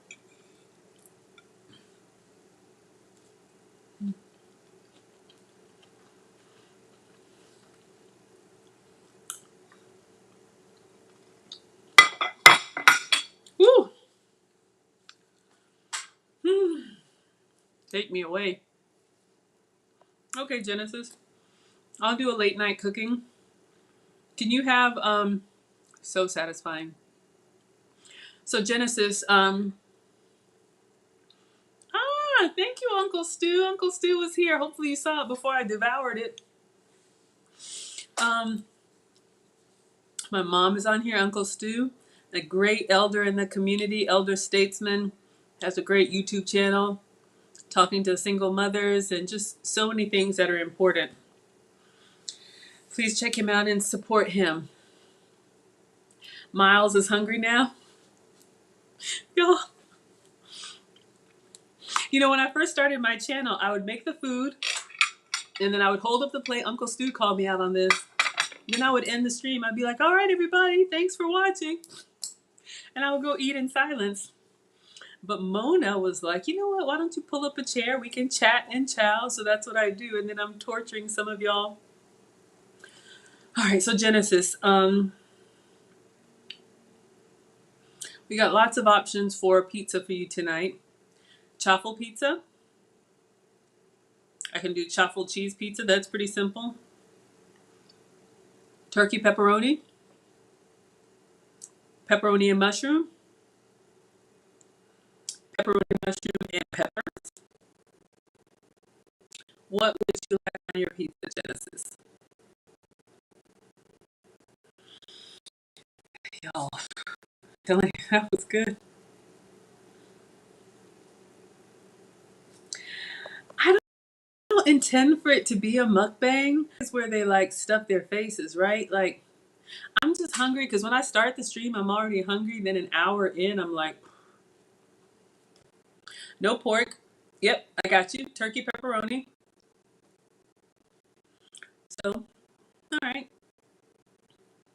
maybe around 9 o'clock tonight, I'll come back on and make something small, get myself back together, try to get camera ready. Sounds good. People love watching people eat. It is a weird phenomenon. I feel very strange eating. But this is what would happen. So, like I said, I used to stop the stream as soon as I was done and would show you all the plate, I would end. But the problem is, like, when I'm cooking, because I love it now, but sometimes it's hard for me because I'm actually, cooking. Sometimes I miss the comments, and if you guys don't put, sometimes I go back and I look, and I'm like, somebody asked me something, I totally missed it. So I do like the chat now because it allows me to focus. Oh, Genesis sounds, I sound choppy. Issue with my audio. Oh no.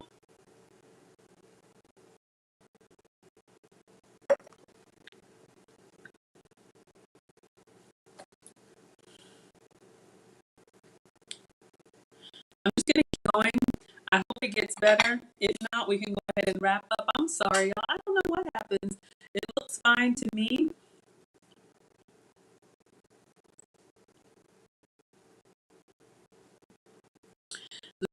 Loud wants to know if I'll make that egg loaf again anytime soon. I still have half of it in the fridge.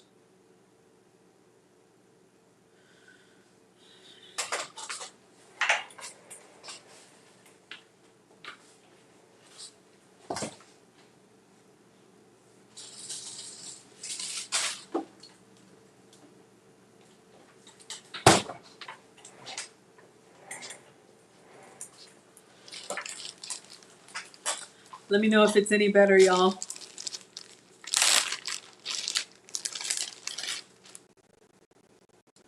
I made this bread loaf from protein powder. As you can tell, it was supposed to be like a white bread, a cheddar now. I didn't do anything. Sometimes, Mr. Mustache said, y'all, it is me and my iPad. We're going to get it together, y'all. Get a proper setup, but excuse me. I'm not going to make that anytime soon. I am big on texture. Excuse me. I love the way food tastes, but it needs to have a good eating experience for me. The chew and that loaf bread reminded me of memory foam. Meaning, when you eat bread or crackers, like we talked about the communion wafer, when it hits your mouth, it kind of disintegrates. That's Amber Alert.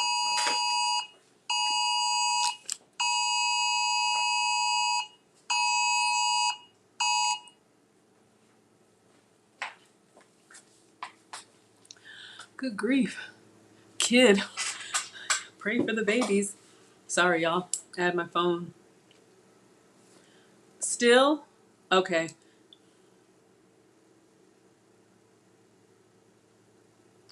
Oh no, what, Mona? The Amber Alert, or y'all can't hear? Can you see?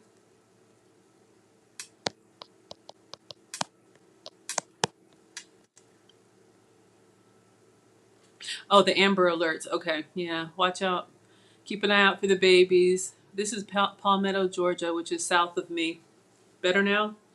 Y'all, it's just me. I don't know. Sometimes I don't know what happens. Okay. Um, but yeah, so, what I used to do, you guys, because I want to be here for you and I want to answer your questions. And selfishly, it does help my watch hours. But I really do like, our chats.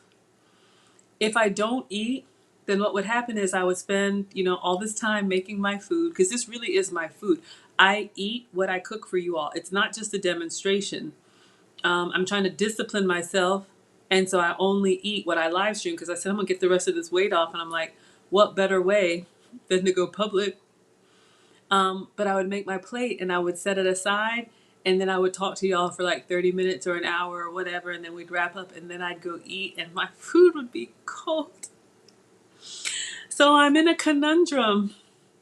So that's why I try to eat delicately in front of you. I wish y'all were here. We were eating together. Then I wouldn't feel so bad. I would serve you. But yeah, I know some people are tortured by me eating. And then, yeah, I've seen those videos too, but it's not delicate eating. Like the mukbang, isn't that when people stuff themselves? Like they have food like coming out of their mouth and they're talking with food in their mouth and it's like this. I don't know what it is. People like that. French fries for cereals.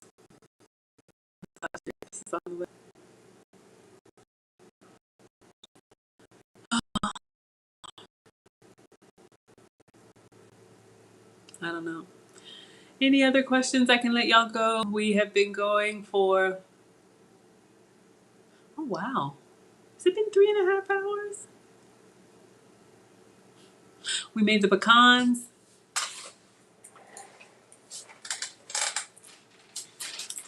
So I need to break these up. Have a whole sheet of candied pecans. They do taste amazing. These were made with monk fruit. So I'm going to break these up, bag them up. Nana, I guess they're coming to you.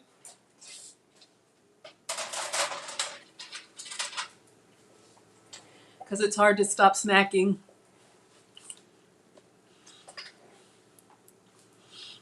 All right, everyone. I'm going to go ahead and let you go. And I'll be back on tonight.